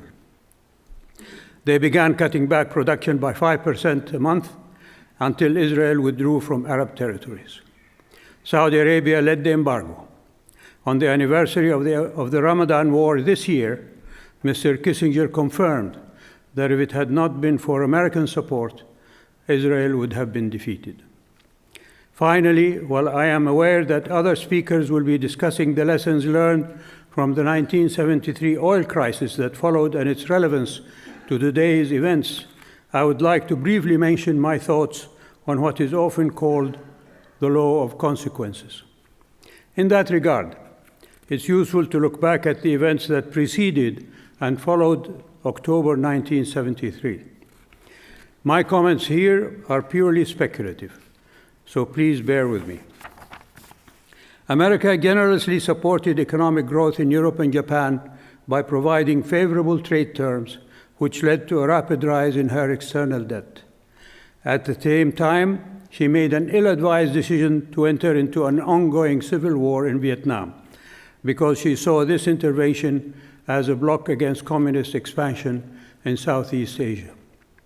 The consequence of these policies and actions was the rising indebtedness of America, which eventually forced her to unpeg the dollar from gold. The unpegging of the dollar from gold then led to a rise in the price of oil, and by extension, the possibility of the use of oil exports for political gain. The consequences of this possibility differ depending on each country. In Iran, it led to a profligate spending by the Shah, which eventually led to the substantial income inequalities and eventually the Iranian Revolution. And in Iraq, the increased oil income allowed a relatively obscure politician named Saddam Hussein to acquire unlimited political power and begin a series of wars of aggression against his neighbors. And we know what that led to. In the USSR, it allowed an inefficient and broken political and economic system to survive longer than it might have without the extra income. Many of us recall the years of détente in the 1970s and the substantial purchases of American wheat for Russia's starving population. Had the extra income not been available, would the Soviet Union have collapsed earlier than the late 1980s? And would it even have attacked and tried to occupy Afghanistan in 1979? Another consequence to ponder is the quick reversal of the acrimony between the Kingdom and America post-embargo to a comprehensive agreement on mutual cooperation between the two countries, which the two countries signed once America achieved mutual troop withdrawals on the Suez and Golan Heights fronts between Egypt and Israel and Syria and Israel. Alas, the oil producers' ability to achieve political gain with oil ended soon after. More oil was produced outside OPEC, bringing the OPEC percentage down again. 1973 was unique in its circumstances. America today, for example, is the largest oil producer in the world. The irony is that today, oil consumers are trying to use oil, or lack of it, for political gain. The embargo on Russian oil, trying to cap its price, President Biden's attempts to bring down prices, and using the strategic oil reserve for that purpose as well are examples. These are questions I would like to leave you to think about and ponder. While we are thinking about these events of 50 years ago, let us also remember that in 1967, Israel knowingly and deliberately bombed the unarmed American ship, the USS Liberty, and murdered and wounded 200 Americans in cold blood, according to the Israeli newspaper Haaretz of the 11th of July, 2017. But I digress. A fateful decision 25 years ago by the United States to remove a cruel dictator named Saddam Hussein led to worse consequences than if maybe he had been left in power a bit longer. Secretary Baker will remember us talking about an joint effort to unseat Saddam Hussein after the liberation of Kuwait, which unfortunately did not find much support in the United States at the time. The Kingdom's long-standing policy is to maintain a stable oil price that allows it to continue its economic development and that is affordable to its customers, not only the rich industrial countries, but also the poor developing ones. That is why OPEC Plus exists and why it has succeeded in stabilizing oil prices, somehow reminiscent of the Texas Railroad Commission that came about to stop the decline in oil prices in the United States because of unregulated competition between American oil producers at the beginning of the last century. I believe that commission still exists in the great state of Texas. But I digress again and refer to the recent events in Palestine and Israel. All militarily occupied people have a right to resist their occupation, even militarily. I do not support the military option in Palestine. I prefer the other option, civil insurrection and disobedience. It brought down the British Empire in India and the Soviet Empire in Eastern Europe. Israel has overwhelming military superiority and we see in front of our eyes the devastation and oblivion it is bringing to the people of Gaza. I categorically condemn Hamas's targeting of civilian targets of any age or gender, as it is accused of. Such targeting belies Hamas's claims to an Islamic identity. There is an Islamic injunction against the killing of innocent children, women, and elders. The injunction is also against the desecration of places of worship. I also condemn Hamas's gifting the higher moral ground to an Israeli government that is universally shunned, even by half of the Israeli public, as fascist, miscreant, and abhorrent. I condemn Hamas for giving this awful government the excuse to ethnically cleanse Gaza of its citizens and bombing them to oblivion. I condemn Hamas to further undermining the Palestinian Authority, as Israel has been doing. I condemn Hamas for sabotaging the attempt of Saudi Arabia to reach a peaceful resolution to the plight of the Palestinian people. But equally, I condemn Israel's indiscriminate bombing of Palestinian innocent civilians in Gaza and the attempt to forcibly drive them into Sinai. I condemn Israeli targeted killing and the indiscriminate arrest of Palestinian children, women, and men in the West Bank. Two wrongs don't make a right. I've been hearing a repeated phrase in American media, unprovoked attack. What more provocation is required to make it provoked than what Israel has done to the Palestinian people for 3/4 of a century? I refer you to the article in the Middle East Monitor of February 17, 2014, under the title, Israeli Army Veterans Admit Role in Massacre of Palestinians in 1948. Read it and weep, as I did. Just this year, from May to July, over 450 Palestinians were killed, including 67 children. This bloodletting must stop. I condemn Israel's stealing of Palestinian lands.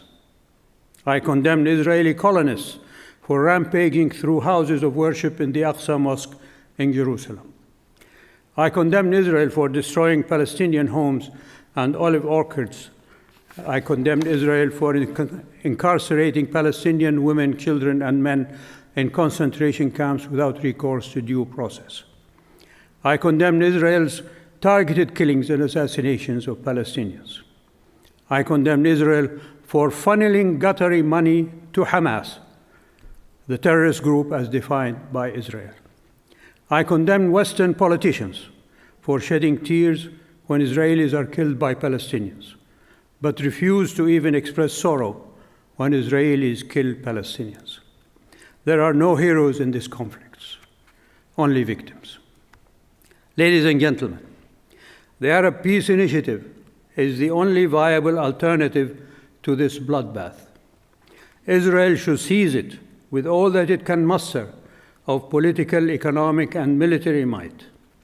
Similar to America's Vietnam debacle, Israel just suffered its own Tet Offensive, the North Vietnamese, only to be upended by the North Vietnamese Tet Offensive that led to Johnson's not running again and Westmoreland's resignation.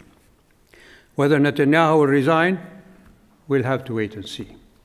Thank you for listening to me. Thank you.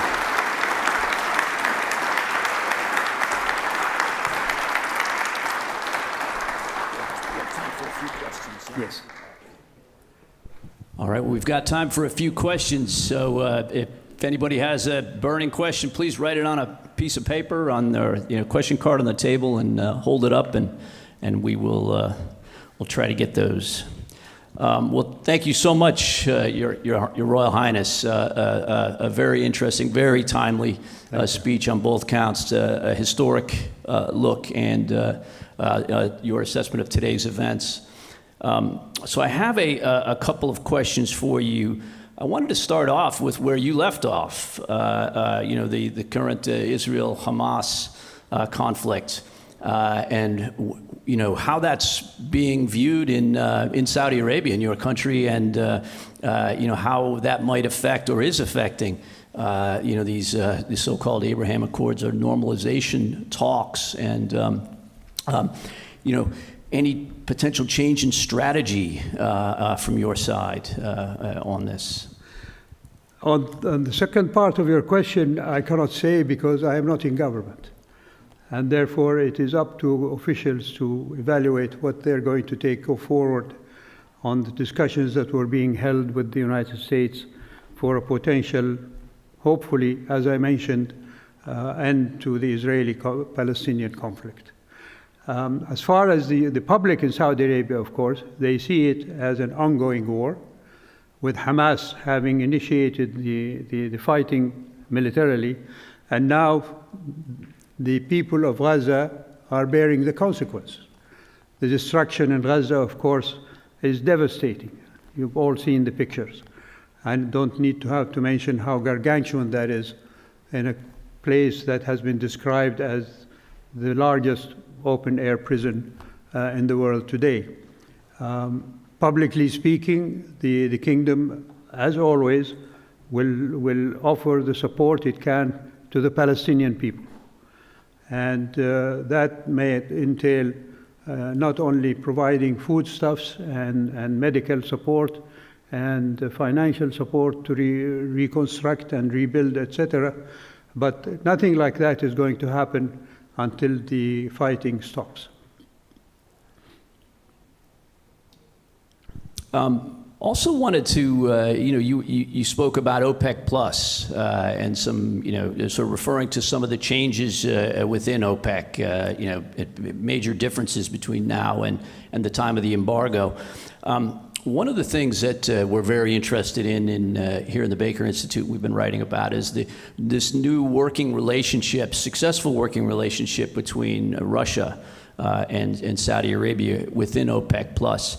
You know, as from what I remember, Russia and Saudi Arabia didn't even have diplomatic relations until 1990. Of course, you know, Saudi Arabia worked closely with the United States against the Soviet Union in many arenas. Wonder what you make of this new working relationship between Russia and Saudi Arabia, and how long, you know, where you see it going in the future. As I mentioned in my presentation, the kingdom's main interest in the issue of producing oil is having a stable price. We've gone through spikes up and down on that price, affecting not just Saudi Arabia's economy, but the world economy in general. And equally importantly for the kingdom is what the poorer countries suffer when oil prices go exorbitantly high, as they did some time ago, but also when they go too low, then oil producers, including in your country, suffer from lack of the ability to sell their oil. We all remember when some parts of your oil industry here was reversing and paying people to pick the oil from their oil wells. That is not a situation that Saudi Arabia is happy with. And so stabilizing oil prices is the main objective of the kingdom's policy. And working with Russia, in spite of the previous hiccups in that relationship, back I think in 2020 when Russia was producing more oil, bringing the price of oil down, etc. And the kingdom then went and opened the spigots, if you like, and showed Russia that none of us can profit from that. So they reached the accord to stabilize oil prices by either reducing production when that is needed or by raising production when that is needed. And I remember at that time when the price of oil had gone down to single digits, and in some places even the opposite, and it became a negative price.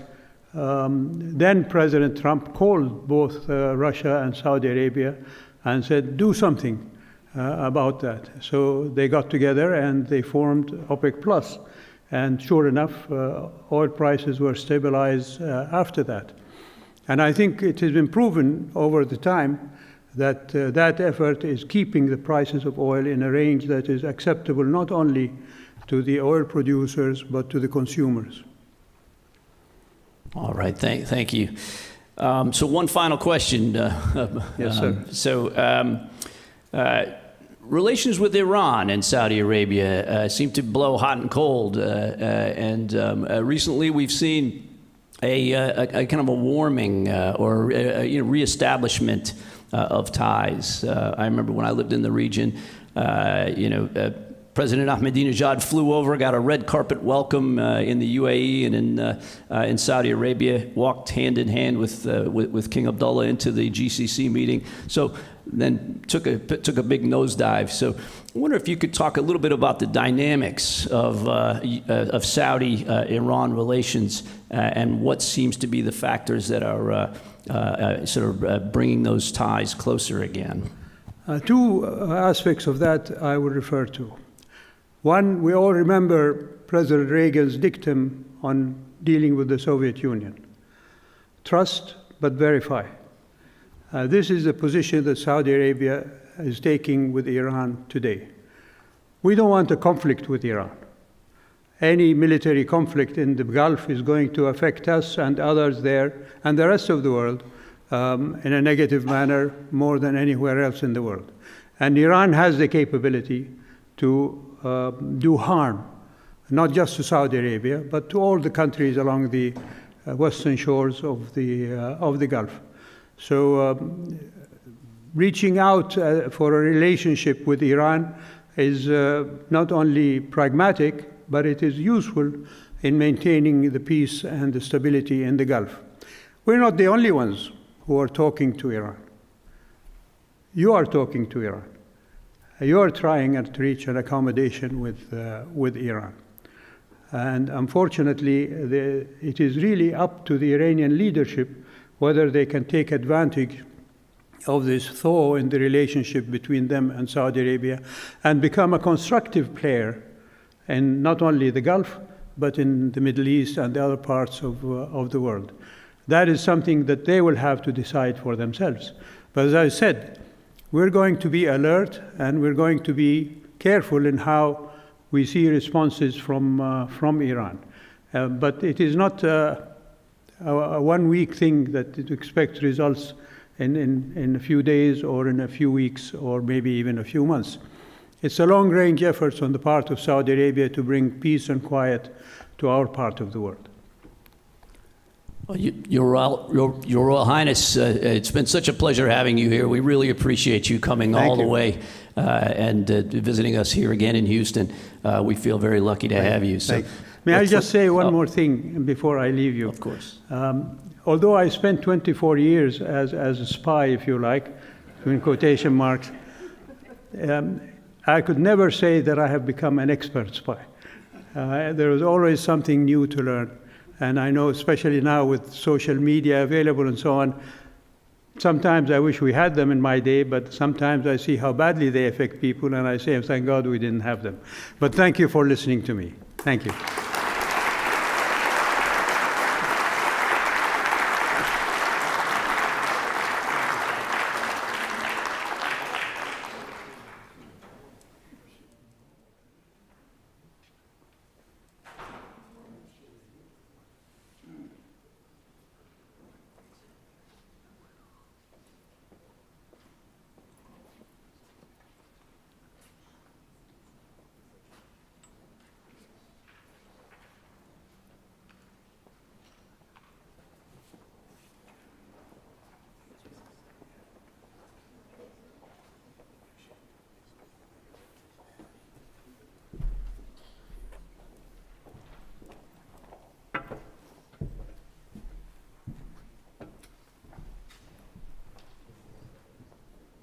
Okay, so you go first.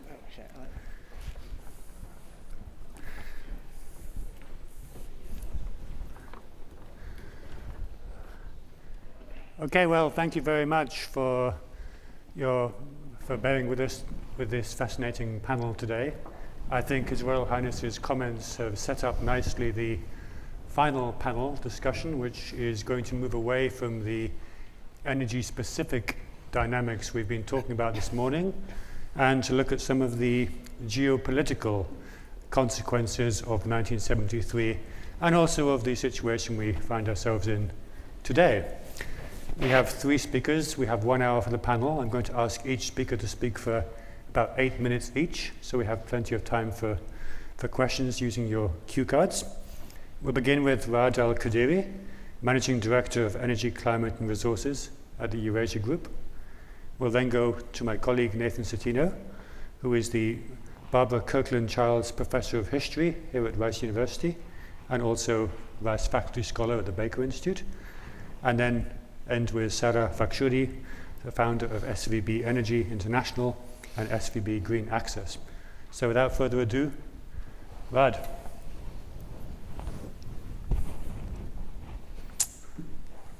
Good morning. It's a great pleasure to be here. To the Rice Center, thank you for inviting me. To Ken, Jim, Christian, Mark. Nobody said I had to go after the keynote. So there's nothing like trying to take a look at history after hearing from the men who actually lived it and wrote it. But so if you will excuse me my amateurish moment that's about to come. And also, when your keynote speaker steals your thunder in terms of, the law of consequences, which is what I wanted to talk about. So here I go. So, anyone who wants to walk out, fine. I actually would have called it plus ça change, plus la même chose. What I wanted to take a look at was what's changed and what's remained the same. What did we learn from 1973? What has happened in 1973, and putting it into the context of what we have today. Now, it's a comparison over a 50-year time span, and there is a real danger of oversimplification. But that effort to try and put issues into context, I think, is helpful as we look out into the future. And I really want to sort of pick on 6 particular issues that strike me as either being similar or different, and that are very pertinent to the current crisis that we're living through. The first one, taking 1973 to the events in Israel and Gaza today, is that then war actually helped make peace possible. And right now, the prospect of peace may be one of the factors that is driving war. If you think about 1973, it directly facilitated the Sadat Initiative in 1977, his trip to Jerusalem, and the peace agreement that followed. It, as was mentioned earlier, helped the Egyptians reclaim land that they'd lost, or certainly that it helped breach the perception that Israel was indomitable, that you couldn't breach Israel's security superiority. And fundamentally, that changed dynamics for the next 2 generations. You can take a direct line from there and get to both the 1991 Middle East peace discussions that were mentioned earlier, but also all the way through to the Oslo Accords. In 2023, there's a case to be made that, the Abraham Accords that were signed and the prospects of the deal of the century helped drive the violence, because for a Palestinian population, or part of a Palestinian population, it created a greater sense of desperation, that a deal was going to be done at their expense. And ironically, it may make the situation worse, because we may be back to a pre-1973 mindset in Israel. Now, both of the Abraham Accords, the deal of the century, but also what Sadat did was driven by domestic interests, was driven by domestic priorities. And it was done arguably at the expense of the Palestinians. But the second point I want to make is, and it's something that His Royal Highness highlighted very forcefully, is, despite that, the Palestinian issue is very salient still. And the Israeli occupation of the West Bank and Gaza is salient. And that's irrespective of decades of people arguing that it doesn't matter to anyone. This is not something that is just top down and fed to a population. I grew up in the Middle East. I grew up in Iraq. and have a real sense of how it fits into a fabric of discontent amongst Arab populations. Now, that discontent may be generated by other things, but this becomes an emotive issue and one that can create a great deal of instability if not managed. I think it's become, and the third point I want to make is it's become even more dangerous because the secular left has given way to the religious right in terms of this conflict.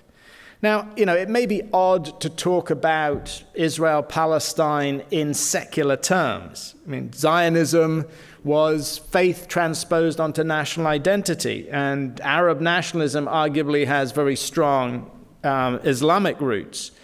But in essence, what the battle was long about was a Palestinian right to incumbency and an Israeli right to settlement and ultimately to sovereignty. It was about land, it was about territory and who controlled it. And the struggle up to 1973 and post-1973 was led by left-wing secularists for a large part. Now, the irony in many ways is that 1973 brought Likud to power for the first time, and they have dominated large parts of Israeli politics since then. But what we have seen, and particularly what we've seen since the Oslo Accords, is that it's a combination of religious extremism and right-wing nationalism on both sides that are messianic, that are uncompromising, and that seek absolute zero-sum solutions that have dominated the conflict and are shaping the conflict to this day. The fourth point, and I realize I'm rapidly running out of time, is that Iran has changed in terms of its role in the region. It was an ally of Israel's in 1973. Now it's a regional foe. And in many ways, that has moved that Israeli-Palestinian issue from being one just between the Israelis and the Palestinians back to being a broader regional issue. It's also Iran's emergence, the revolution and what's followed, has helped spread a revolutionary brand of Shia Islam that underpins and sustains Israel's most vocal enemies in the Arab world. That said, the fifth point I would make is that we've seen a major transfer in the locus of power. In 1973, Saudi Arabia may well have led the embargo, but the locus of power, the dominant regional actors on the Arab side were Egypt and Syria. They were the forces to be reckoned with. And, the legacy of Nasserism, the legacy of Arab nationalism still prevailed. Now we've seen a transfer. The strength and the power, the agency has moved to Saudi Arabia and the UAE, arguably. Now that's a direct response of the oil embargo and the money that it brought. And the nationalization of various oil companies, the power that swing production brought. And all of those factors have actually allowed a new approach, or were allowing a new approach. Crucially also, we've seen generational change in the leaderships.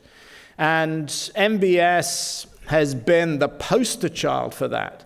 But how the Arab-Israeli conflict was viewed, and again, how it might be solved, is in the hands of a very different set of actors who see things rather differently than their fathers and their grandfathers did.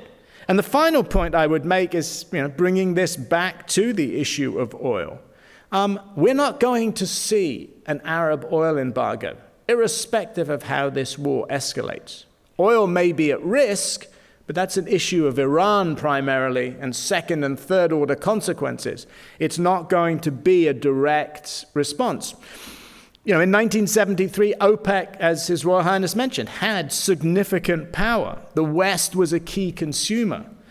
The US was a major importer. You had a variety of factors that allowed the oil embargo to play out. The oil market is very different, partly as a result of what happened in 73, but crucially because the key market is East, not West. And what you hurt now is actually what you're looking for as an ally as opposed to what you see as a foe. So those 6 things would be how I think the region was and how it's changed. Sadly, none of it points to a very happy picture over the next few years, but that's for somebody else to write and somebody else to comment on.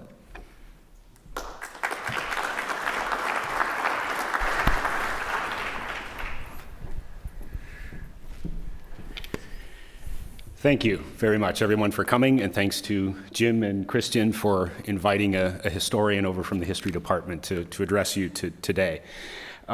Historians have uncovered some eyebrow-raising proposals for spending the oil producers' petrodollars following the price hikes of 1973-74. This has turned out to be one of the more interesting, perhaps amusing aspects of research about the oil crisis. The historian David White opens his book, Oil Money, by describing an idea by President Gerald Ford's chief of staff, Donald Rumsfeld.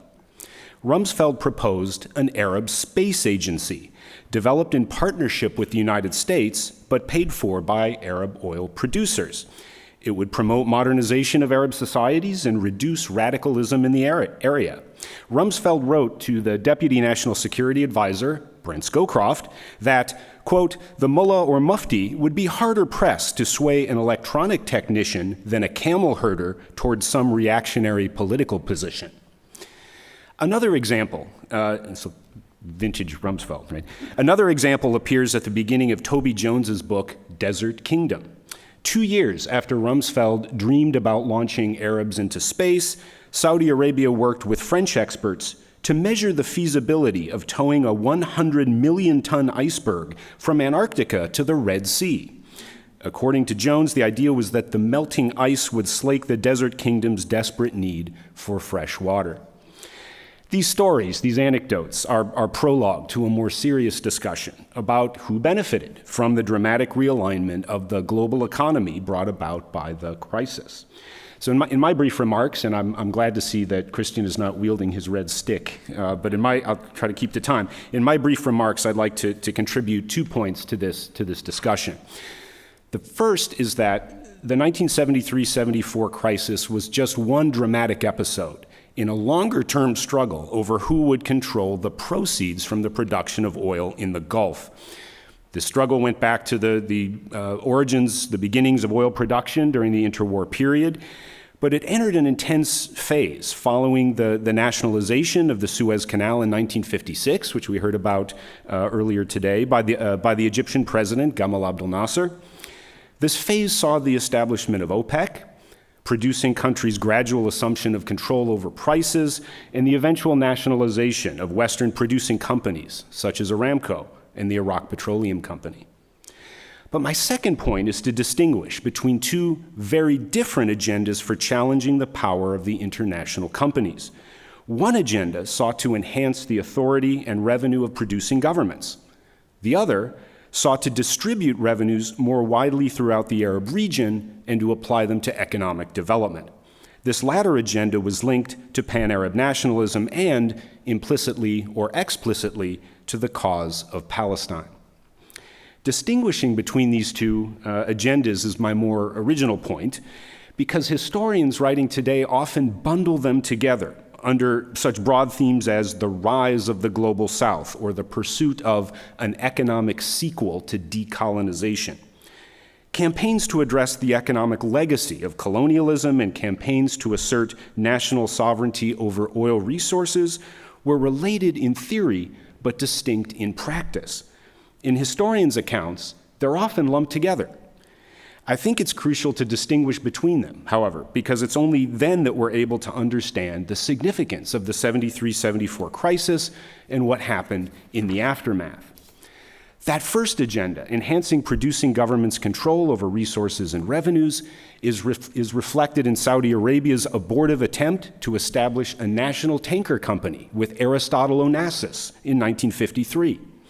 It's further shown in efforts by oil ministry officials to seek participation in the Western company's downstream activities of refining and marketing, and eventually nationalization. The establishment of OPEC, a group of producing governments dedicated to influencing prices, was the key development that made those later achievements possible. This agenda is encapsulated in a confidential 1961 letter, and historians like me are obsessed with primary sources, so please forgive me. A confidential letter from 1961 from Omar Halak, a former member of Saudi Arabia's UN delegation, to Aramco's economist, Joseph Ellender. As an oil technocrat, Halleck criticized what he called the old mercantile philosophy of majors like Aramco's parent companies.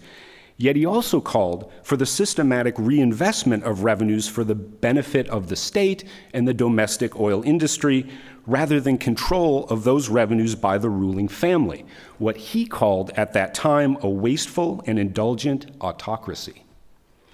The second agenda, regional redistribution of oil revenues, was associated with Nasser and Pan-Arab nationalism. In the philosophy of the revolution, Nasser noted that half the world's oil lay beneath Arab lands. He referred to oil as the vital nerve of civilization and the key to Arab power. The nationalization of the Suez Canal raised fears about the seizure of Western assets, and so various actors from the European Economic Community to the IMF to the Eisenhower administration proposed Arab development plans to head off more radical alternatives. Even the UN Secretary General, Dag Hammarskjöld, sought to interest Nasser in an Arab development bank following the crisis.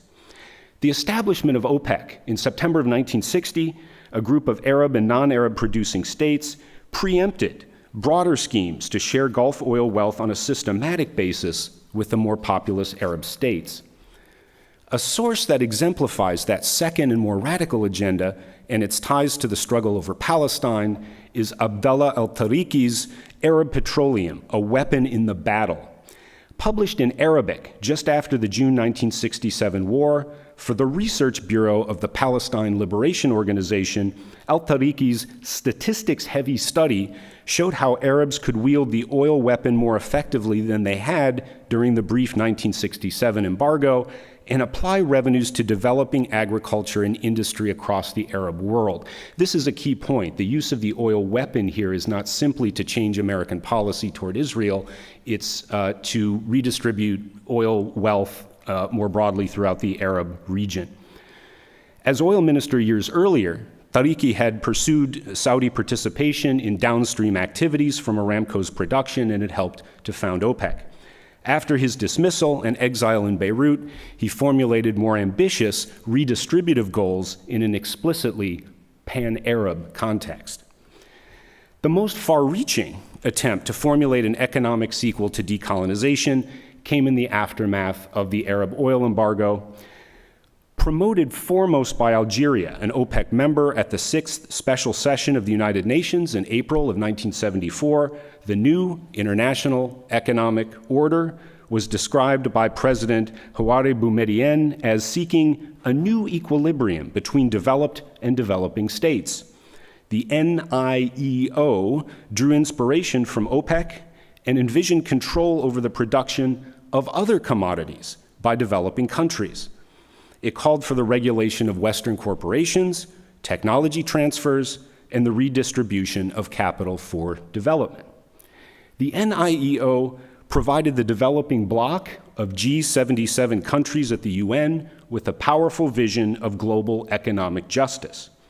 That vision wasn't realized for many reasons, one being the crushing debt that higher oil prices imposed on developing states. Within the Arab world, the main way that petrodollars circulated from oil exporting to non-exporting states came in the form of labor remittances as workers migrated in large numbers to the Gulf. Meanwhile, OPEC states recycled petrodollars in loans and investments in the developed economies, and we heard a little bit about this earlier. Saudi Arabia's purchase of U.S. Treasuries serves as a well-known example. By late 1974, that is by the end of 1974, the Saudi Arabian Monetary Agency had purchased $840 million in Treasury securities and $600 million in Fannie Mae securities through the Federal Reserve Board of New York. Weapon sales would provide another major avenue for recirculating petrodollars. So the 1973-74 crisis represented a realignment of the global economy, but within limits and in such a way that the major winners were the oil exporters. The story doesn't end in the 1970s. This summer's BRICS summit in South Africa witnessed the inclusion of 6 new countries into a BRICS Plus, described as a new chapter in the rise of the global South and a multipolar world order. The updated grouping includes Arab and non-Arab, oil exporting and non-exporting states. Some analysts have focused on the group's potential to develop non-dollar energy markets. But it remains to be seen, based on the longer history I've outlined, whether benefits accrue to developing countries and not just to the oil exporters. Thanks.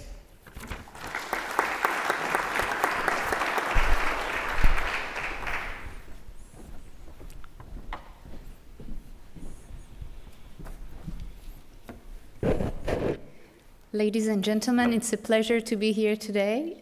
Thanks to Baker Institute for this opportunity, Christian and Jim for inviting me.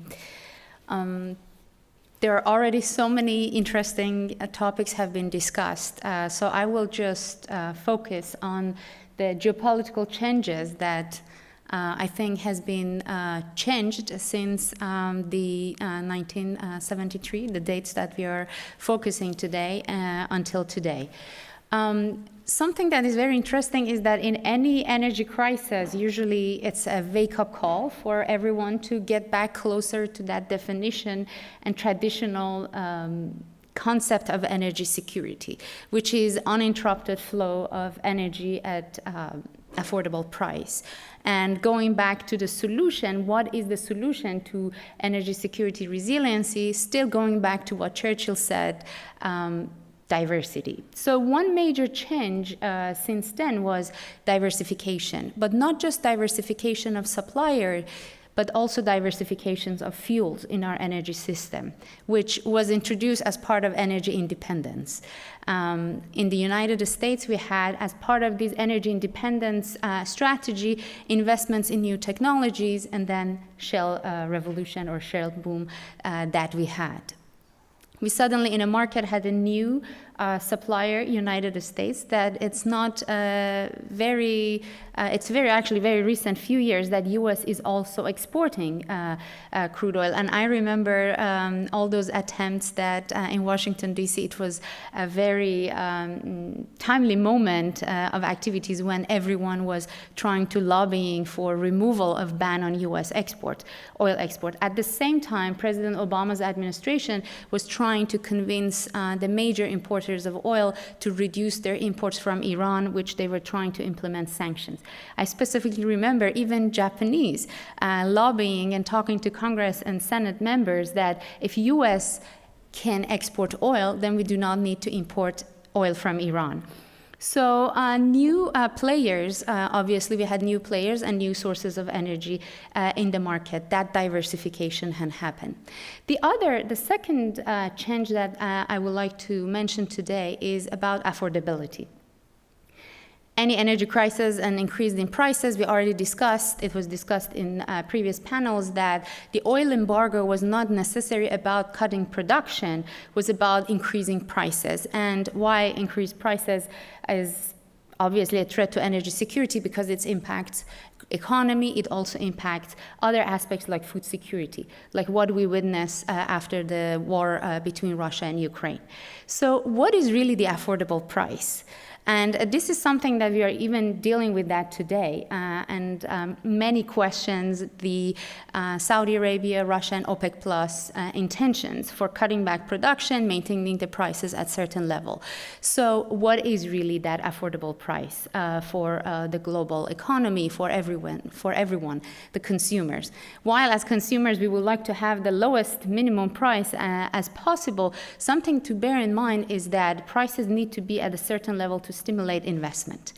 And looking at what OPEC has been doing, especially since COVID, that prices significantly dropped.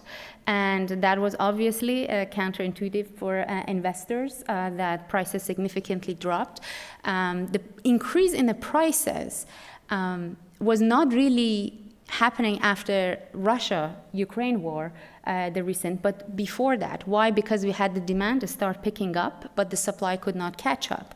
And it was not just the COVID, but I remember specifically the data IEA scenarios. I remember even among investors in New York and everywhere, they were discussing that peak demand, there's not going to be any more demand for oil. And I remember at some point they were distinguishing.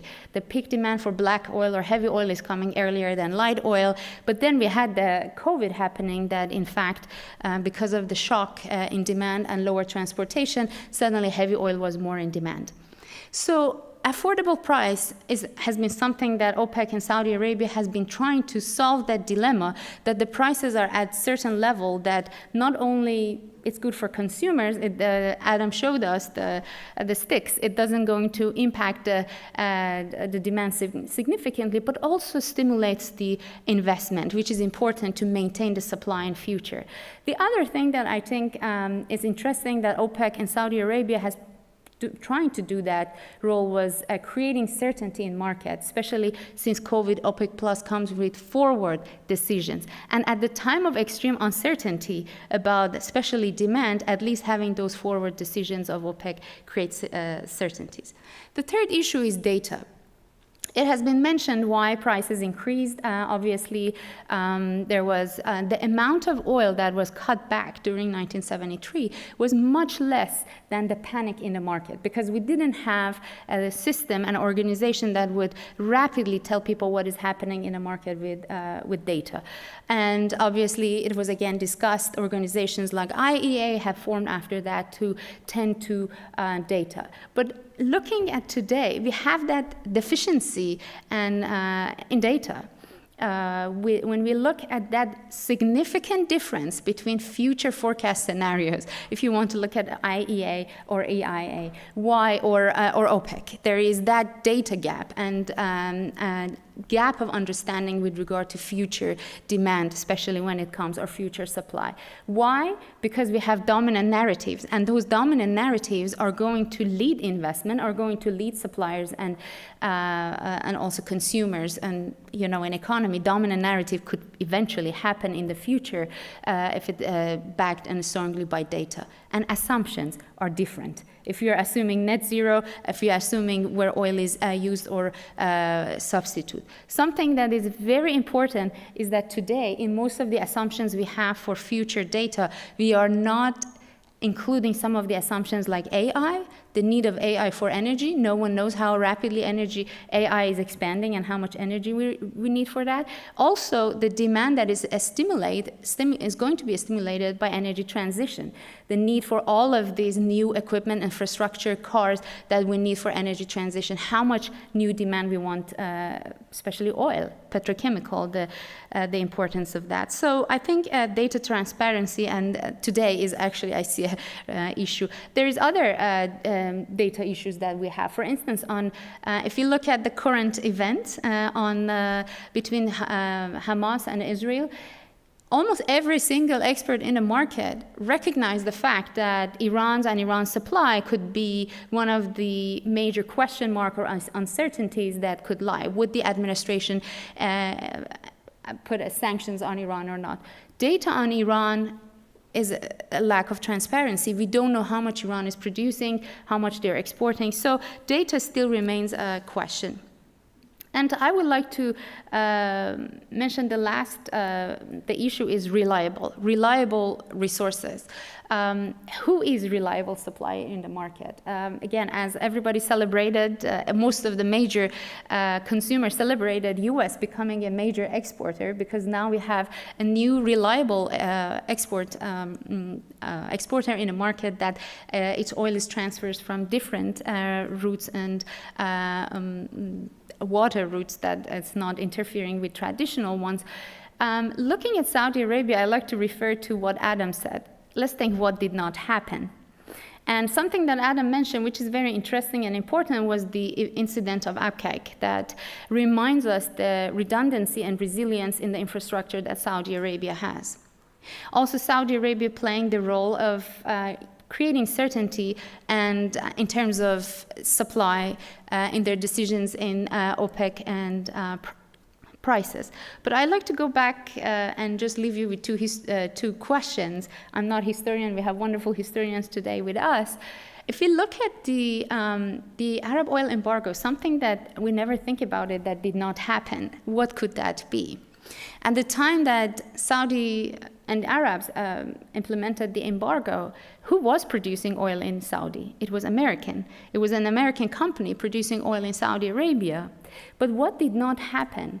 The things that we did not have any threat against American inside Saudi Arabia. So the Saudi engineers, the Saudi company, the American company, American engineers, they remained safe and they continued functioning and producing oil after the embargo. This is something that, looking at those nationalistic view of some of other neighboring countries, or at that time we talked about oil nationalization in many different countries, they all went through a different route.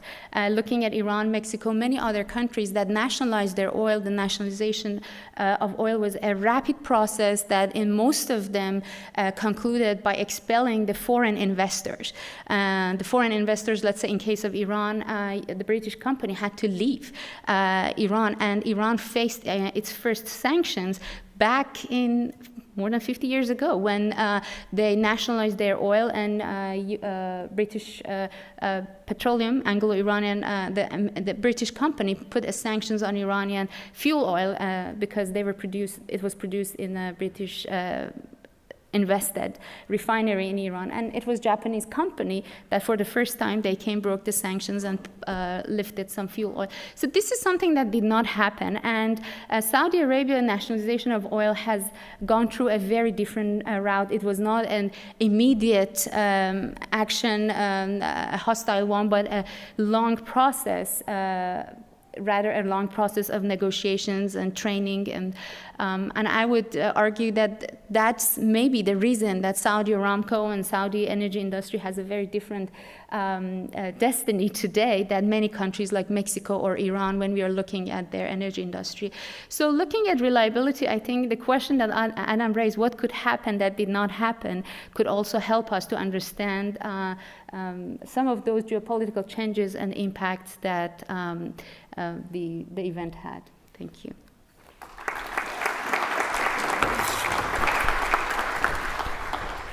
Well, thank you. We have about 20 minutes for questions, and so if you have a question, could you please write it down and wave your card in the air so that someone can come and collect it. It was fascinating that Nathan spoke about the iceberg, because I was at a conference over the summer where a young person from the region was talking about a proposal to float icebergs to the UAE. And this person had no idea that this had been tried before. And so perhaps it's an indication that what goes around comes around. I think also the fact that several speakers have spoken about the importance of Abqaiq as something that did not happen also signifies the importance of geopolitics as well as energy, because one could argue the real impact of Abqaiq was geopolitical. It was on the shattering of confidence in the security guarantees that certain leaders in the Gulf, especially in Riyadh and Abu Dhabi, felt that they had from the US when Donald Trump specifically said 2 days later, this was an attack on Saudi Arabia, it's not an attack on the US. And we saw almost within weeks the beginnings of outreach separately from Saudi Arabia, the UAE, towards Iran, culminating, of course, in the Saudi case in the March 2023 restoration or agreement to restore diplomatic relations. So we see there the geopolitical consequences really having an impact that perhaps far outweigh the immediate economic or energy ones. In the absence of any, do you have any questions? Perfect. Okay, well, I'll start.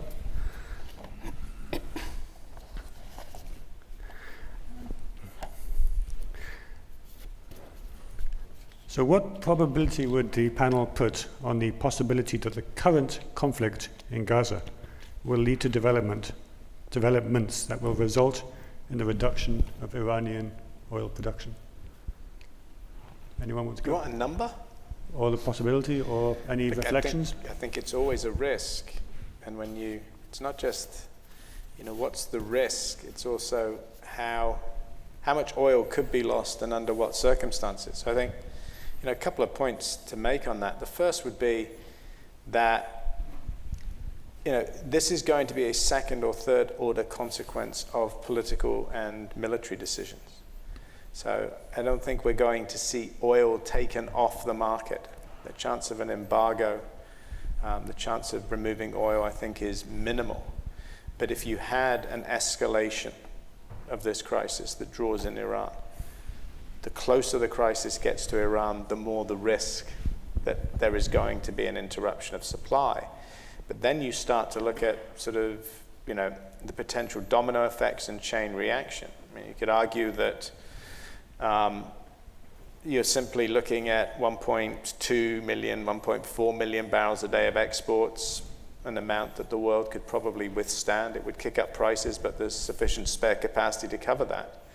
But what if you get a reaction or a chain reaction that suddenly leads to questions about the Straits of Hormuz? Then you're talking about 18 million barrels a day of oil. So, and how long would that last for, and what would be the circumstances? So I don't think it's just about Iran. I think it's about what leads to it, what the conditions are, and what the potential unintended consequences are at the back end of that. The second thing I would say is there is a fallacy out there at the moment that the US is not implementing sanctions on Iran. What you have is the Chinese buying Iranian oil. And so I think, that's the other avenue that people have looked at. And that then becomes a political decision in Washington. Do you want to start applying sanctions on Chinese companies at this moment in time? And do you want to take the risk, or do you want to take the risk of trying to interdict vessels that go through the Gulf that you think might be carrying Iranian crude? All of that comes not just with disruptions to the market, but comes with a level of political risk that Washington may think is a little more than it wants to put on its plate at this immediate time, irrespective of calls from Congress. Sir? Yeah, I actually mentioned what I wanted to say. It's if you're looking at Iran specifically, so the assumption is that perhaps the sanctions that is going to target specifically Iran, because if there is any interruption of supply because of closure of choke points or attack on infrastructure, obviously is beyond Iran. But if you're looking specifically at Iran, perhaps the assumption is that putting sanctions or implementing the sanctions. But then the question, I don't think it's if U.S. willing to put the sanctions on Iran or not, but is if U.S. can actually implement at this point without having China on board, because during President Trump's administration's Iran's maximum pressure against Iran was really exporting really nothing, close to 250,000 barrels, but that's because China was not purchasing and was on the same board with the administration. Well, speaking of China, we haven't discussed China very much so far, but this is obviously a big difference between 73 and today. China both as a world power and as a significant energy user.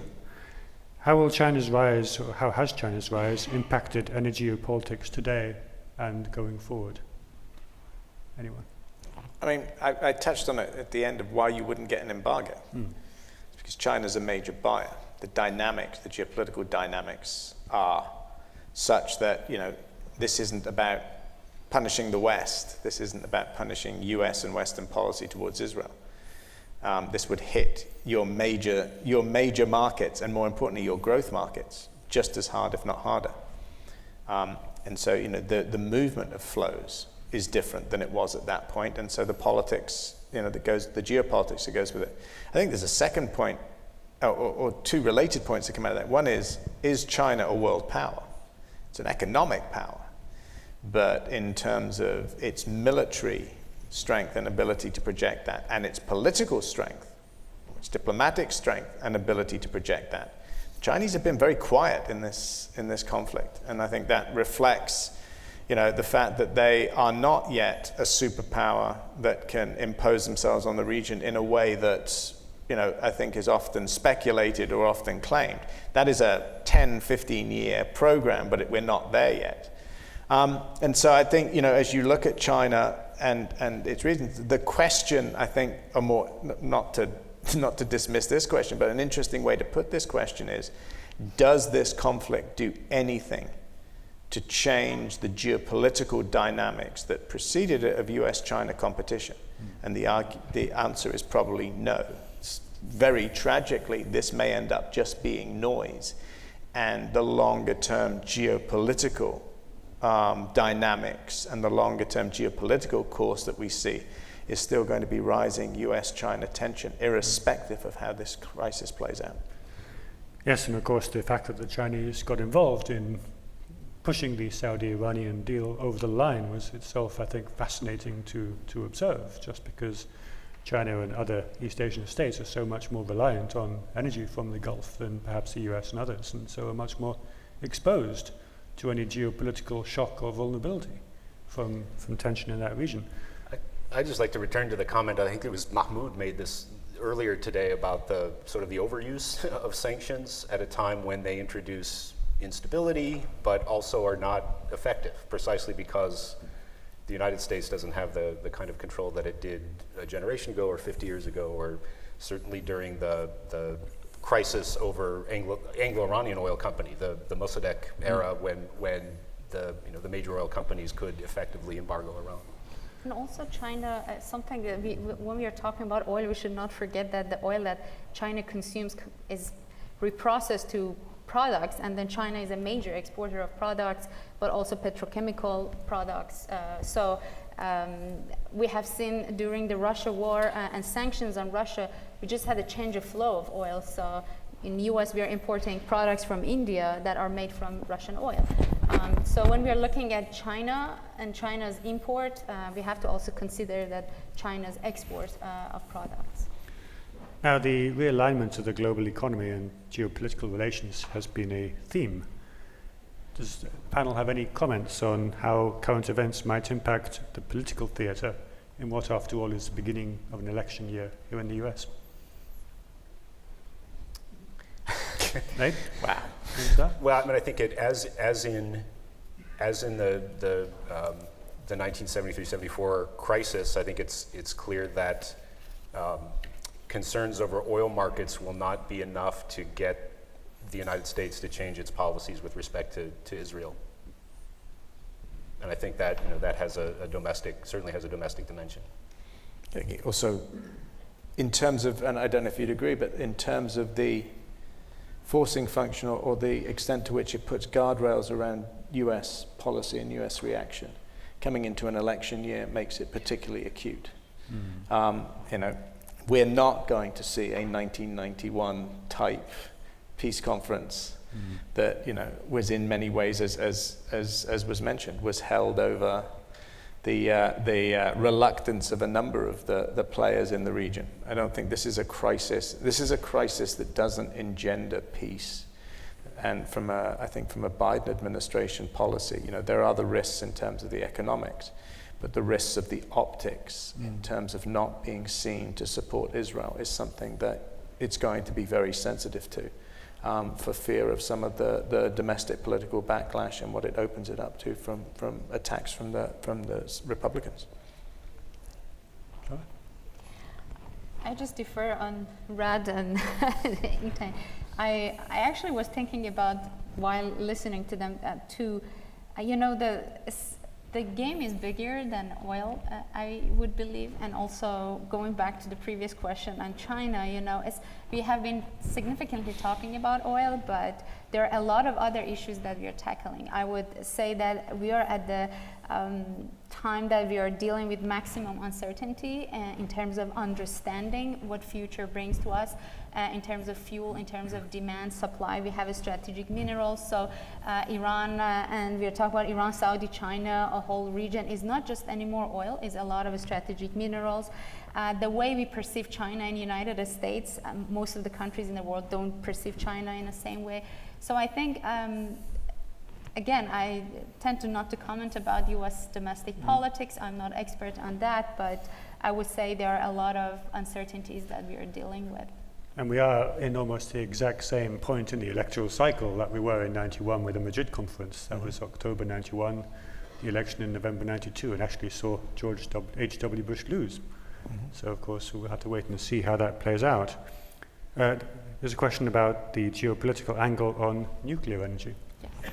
how might nuclear energy fit, if at all, into an upcoming energy transition, the implications of the current Israel conflict for energy instability in the broader region, and Saudi Arabia's long pursuit to obtain nuclear energy amid American reluctance. We obviously saw a steady series of newspaper articles over the past 2 months prior to this current conflict, laying out the apparent contours of a US-Saudi-Israel sort of grand deal, of which nuclear, at least civil nuclear energy, was one.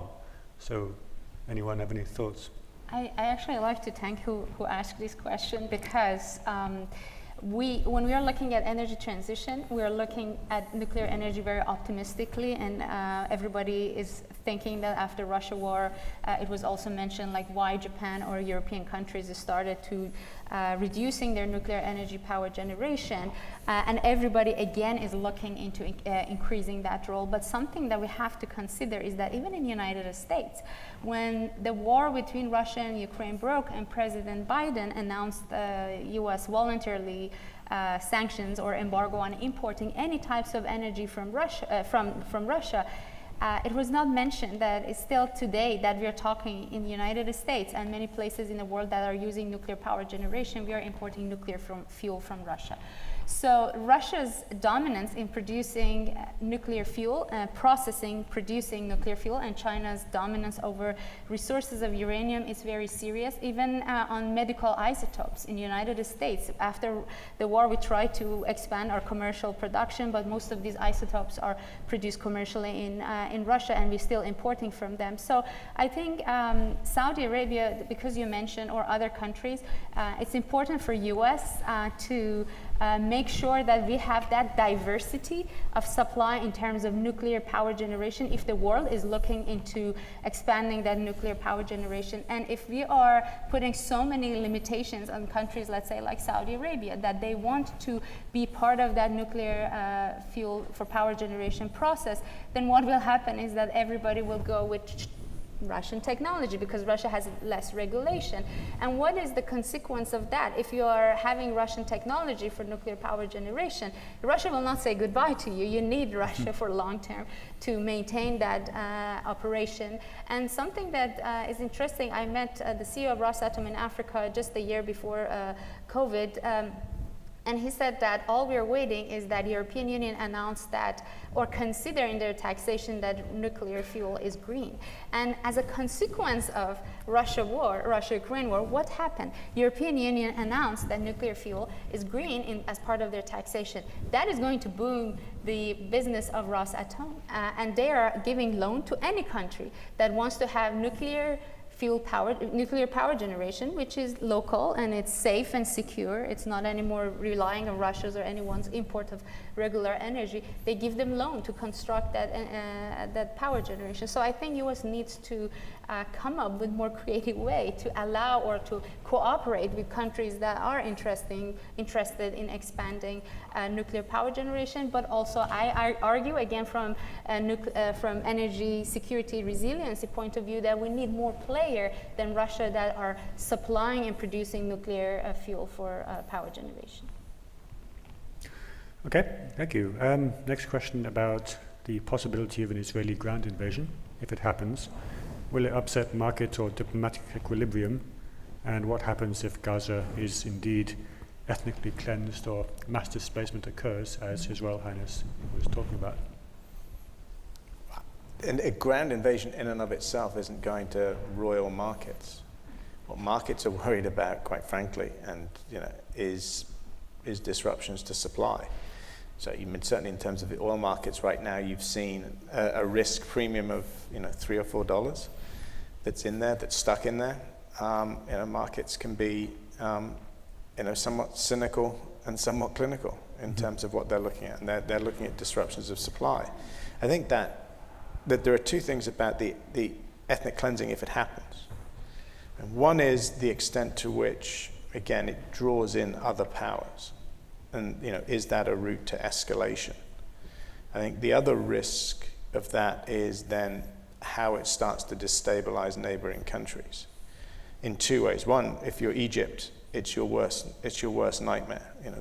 The prospect of 1 million, 2 million Palestinians in the Sinai beyond the fiscal costs, is something that you then have to manage in terms of your local population and how they respond.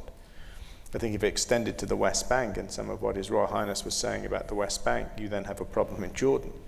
But it's also, that's when you start to get the ripple effects of the optics of this crisis, and starts to make it very difficult for some of the Arab states to find more compromising sort of routes to stability and settlement. So, there may be the temptation in some quarters in Israel to do that, but the ripple effects around the region will be real, they will be consequential, and they will be political, not just economic.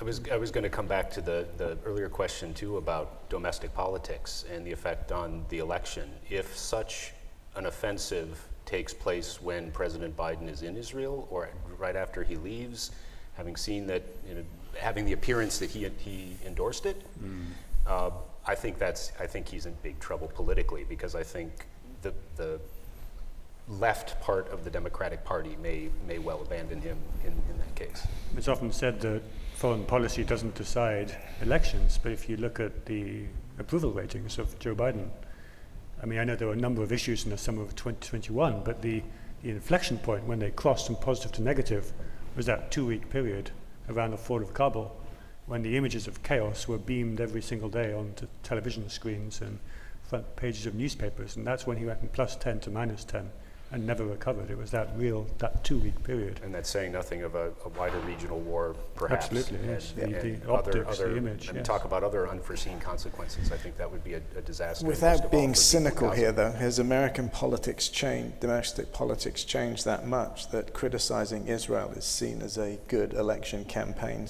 platform? I don't suspect it has. So just one final question before we wrap up this panel and move into some final reflections. 1 to 10, how certain was the US-Saudi security deal, this might have been a question for His Royal Highness, before the Hamas attack, and how certain is it now?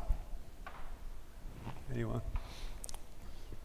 6 to 7 beforehand, 1 probably now for the next 6 months to a year. And how long that 1 is in place will depend on the next stages of this war. If, again, worst case scenarios, it's going to be 1 for some considerable period of time. Not only that, but you're going to see the Abraham Accords probably fray, or at least get frozen. But it really does depend on how long it remains 1. Depends on how the war plays out. Sarah?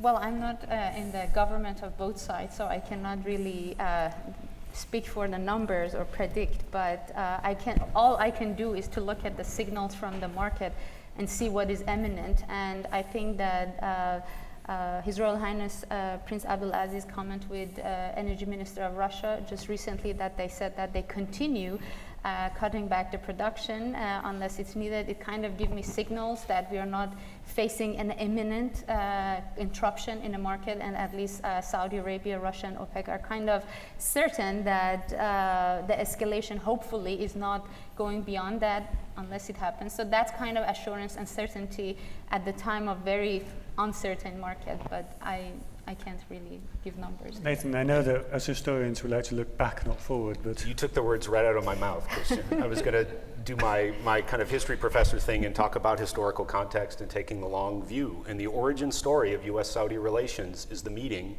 in 1945 aboard a ship in the Suez Canal between President Franklin Roosevelt and King Abdulaziz ibn Saud. And at that meeting, they didn't talk about oil. They didn't talk about security. They talked about They talked about Palestine. Mm-hmm. Absolutely, and that's often forgotten, especially with the constant oil for security phrase that we keep hearing. But of course, in 45 and for a long time afterwards, that wasn't what the issue was about. So with that, I'd like to thank the panelists for this exceptional conversation. And in a slight change to the program that you have in front of you, because as you probably all know, our director, Ambassador Satterfield, was appointed over the weekend as the US Special Envoy for Humanitarian Affairs, so he's not here to give final reflections over lunch. So I'd just like to ask my colleagues, Jim Crane and Mark Finley, to join me on the stage for some final reflections. And thank you again for the panel. Thank you very much. Thank you so much.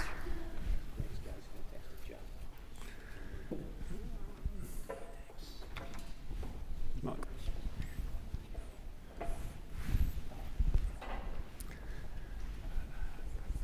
Okay, who wants to begin? Mark, I think this was your idea, this event, and of course when we planned it, we were focusing on the embargo and the 50 years of the embargo. We didn't perhaps anticipate we would have another October surprise. So, go ahead. Well, first of all, I'd like to just start by thanking all of our speakers and panelists for some great contributions, and thanks to all of you, people who took a big chunk out of your day to join us for the conversation, as well as people who joined us online. Hope that you found this to be a useful way to spend 3/4 of a day. I'd offer kind of 4 reflections on what I think I heard today. One, it's a different world. But, but with some similarities. Oil in the global economy, OPEC within the oil market are much less dominant, but still dominant. The world is much more efficient in the way it uses oil and energy, but also oil use has become dramatically more concentrated, and particularly in the transport sector. Dependence cuts both ways. The U.S. is perhaps less dependent on imported oil and less dependent on oil in its energy mix, but again, still significant. And we've created new dependencies and prospects for new dependencies still yet to emerge in the energy transition. Oh, and this also applies to producers as well. To my mind, one of the biggest differences is that there actually is a functioning global marketplace right now. But again, these things cut both ways. Can you expect anything else from an economist? I'm going to give you a lot of on the one hand and on the other. Look at the efficiency with which the world's energy system has adopted to the disruption that Sarah mentioned about the disruption of Russian flows of oil and natural gas. And that's done by prices, and therein lies the rub. Because the functioning of the markets work. That's the lesson over and over again. We heard it from Adam. We heard it on the morning panel. But people hate to watch markets work. It's uncomfortable because those price signals, are uncomfortable to deal with. And so that brings us to where policy comes in, which is my third observation. Policy can make a big difference, but not always a positive one. Can promote efficiency, diversification, transparency, data, the functioning of markets. It can create strategic relationships, backups like the SPR, spare production capacity, alliances, spur innovation. But it can also be counterproductive, especially if made in a panic. We heard a lot today about things not to do. Price controls, rationing, trade restrictions, windfall profits. It's also important to remember the potential for unintended consequences of government policy. And we all know the story of how the SUV phenomenon grew out of CAFE standards. And if you don't know it, come and see me afterwards. Final point, humility. Like Adam, I introduce a lot of the great American philosopher and baseball player Yogi Berra in talking about the energy system.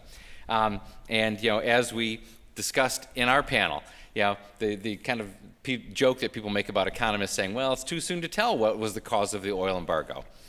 Was it the barrels? Was it going off the gold standard? Was it the Texas Railroad Commission? Was it Vietnam? The problem is, we live today, and the policymakers who represent us do too. They don't have the luxury of waiting to see, and hence the urgency of studying the past and trying to learn the lessons of the past and apply them today and tomorrow. It's not easy. But as President Kennedy said 61 years ago here on the campus of Rice University, we do these things because they're hard. We wouldn't be here if these were easy questions, and you wouldn't be either. So, let's get to work. Jim? Well, speaking of hard tasks and hard questions, I've got sort of 2 key takeaways and maybe one future, but thing to watch. So the Israel-Palestine conflict, I think, we've heard a lot about that today. Fantastic address by His Royal Highness Prince Turki, really driving some of those points home. It was a key theme in '73 and before that. It's a key theme now. It's has the potential to be extremely politically disruptive to the global order, to U.S. diplomatic initiatives, to just in terms of unfortunate tragedy of lives lost and aspirations unrealized. I think the U.S. role in keeping this situation from being resolved. I mean, I think it's the longest unresolved conflict, or at least one of them. It's at the top of the list globally. I think Saudi Foreign Ministry, Chinese Foreign Ministry, and some others have recently said, hey, we have been banging on about this. This is not something we can leave unresolved. It's just going to keep causing disruptions. It's an injustice that perpetuates tragedy that needs to be resolved in some way. So I think that's one of the key takeaways from today that I'd highlight. The other one is really widely diverging views. I mean, one of the things we heard today on the '73 embargo were just a really very wide spectrum of views on the level of importance of that and whether economic factors or geopolitical factors were the most consequential. From me, sort of ascribing it to changes in car designs in Detroit and, talking about how, ownership of oil reserves was flipped on its head and how these sort of developing world countries became enriched on basically primary product exports, which I think a lot of political economists, the dependency theorists, if you remember that theory, said would never happen, right? You had to nationalize, but you also had to industrialize, and this allowed countries to become wealthy without doing all that. So. Mahmoud saying it was political theater, and it wasn't. So real big divergence of views on that. I think we're going to have to just agree to disagree on how consequential it is. But I mean, this here is an exhibit in how consequential it was, right? How so many of you have come to listen to these views. So I think it's still, for me, deeply resonant. And then if I may, with just a short future outlook. So one of the things that the energy transition, and this is very speculative, is bringing is something that is starting to, around the margins, provide a substitute for oil, right? And so, and if you think about, just the U.S. And U.S. voters moving into electric vehicles, that starts to insulate U.S. voters from gasoline prices, right? And one of the key drivers of presidential unpopularity, right? That negative correlation between presidential popularity and gasoline prices, especially threatening around election time. As we see more U.S. voters driving EVs, are we going to see a weakening of that negative correlation? Doesn't mean oil goes away, right? I mean, I think oil sticks around for quite a while, but maybe some of the factors around oil demand change, right? It becomes so the non-OECD developing world countries that don't happen to have the same type of militaries that that the U.S. and NATO countries have, they start to become more important. It becomes a petrochemical feedstock, which also doesn't have the same strategic advantages or same strategic importance. So we may see the presidents of oil importing countries or, U.S. president, getting a little bit more freedom of action in foreign policy, maybe not having to be quite as deferential to oil exporting countries, especially when markets are tight. And for drivers themselves, they may choose electric vehicles to insulate themselves from political risks, right? Now, those, I think Mark and I have argued about this a number of times. It insulates you from political risk once you've got the electric vehicle. If you haven't yet bought your electric vehicle, and you're still exposed, but you're shopping for one or you're thinking about buying one, you still are exposed to political risk in the minerals market. Is that a fair encapsulation? Sure. Okay.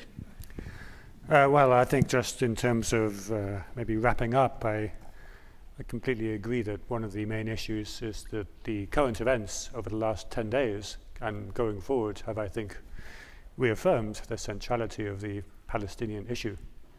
After years in which, certainly for some, the main fissure in regional geopolitics in the Middle East seemed to be Arab-Iranian relations, Saudi-Iran, US and Iran, or perhaps how to focus on the consequences of the Arab Spring on Islamist groups.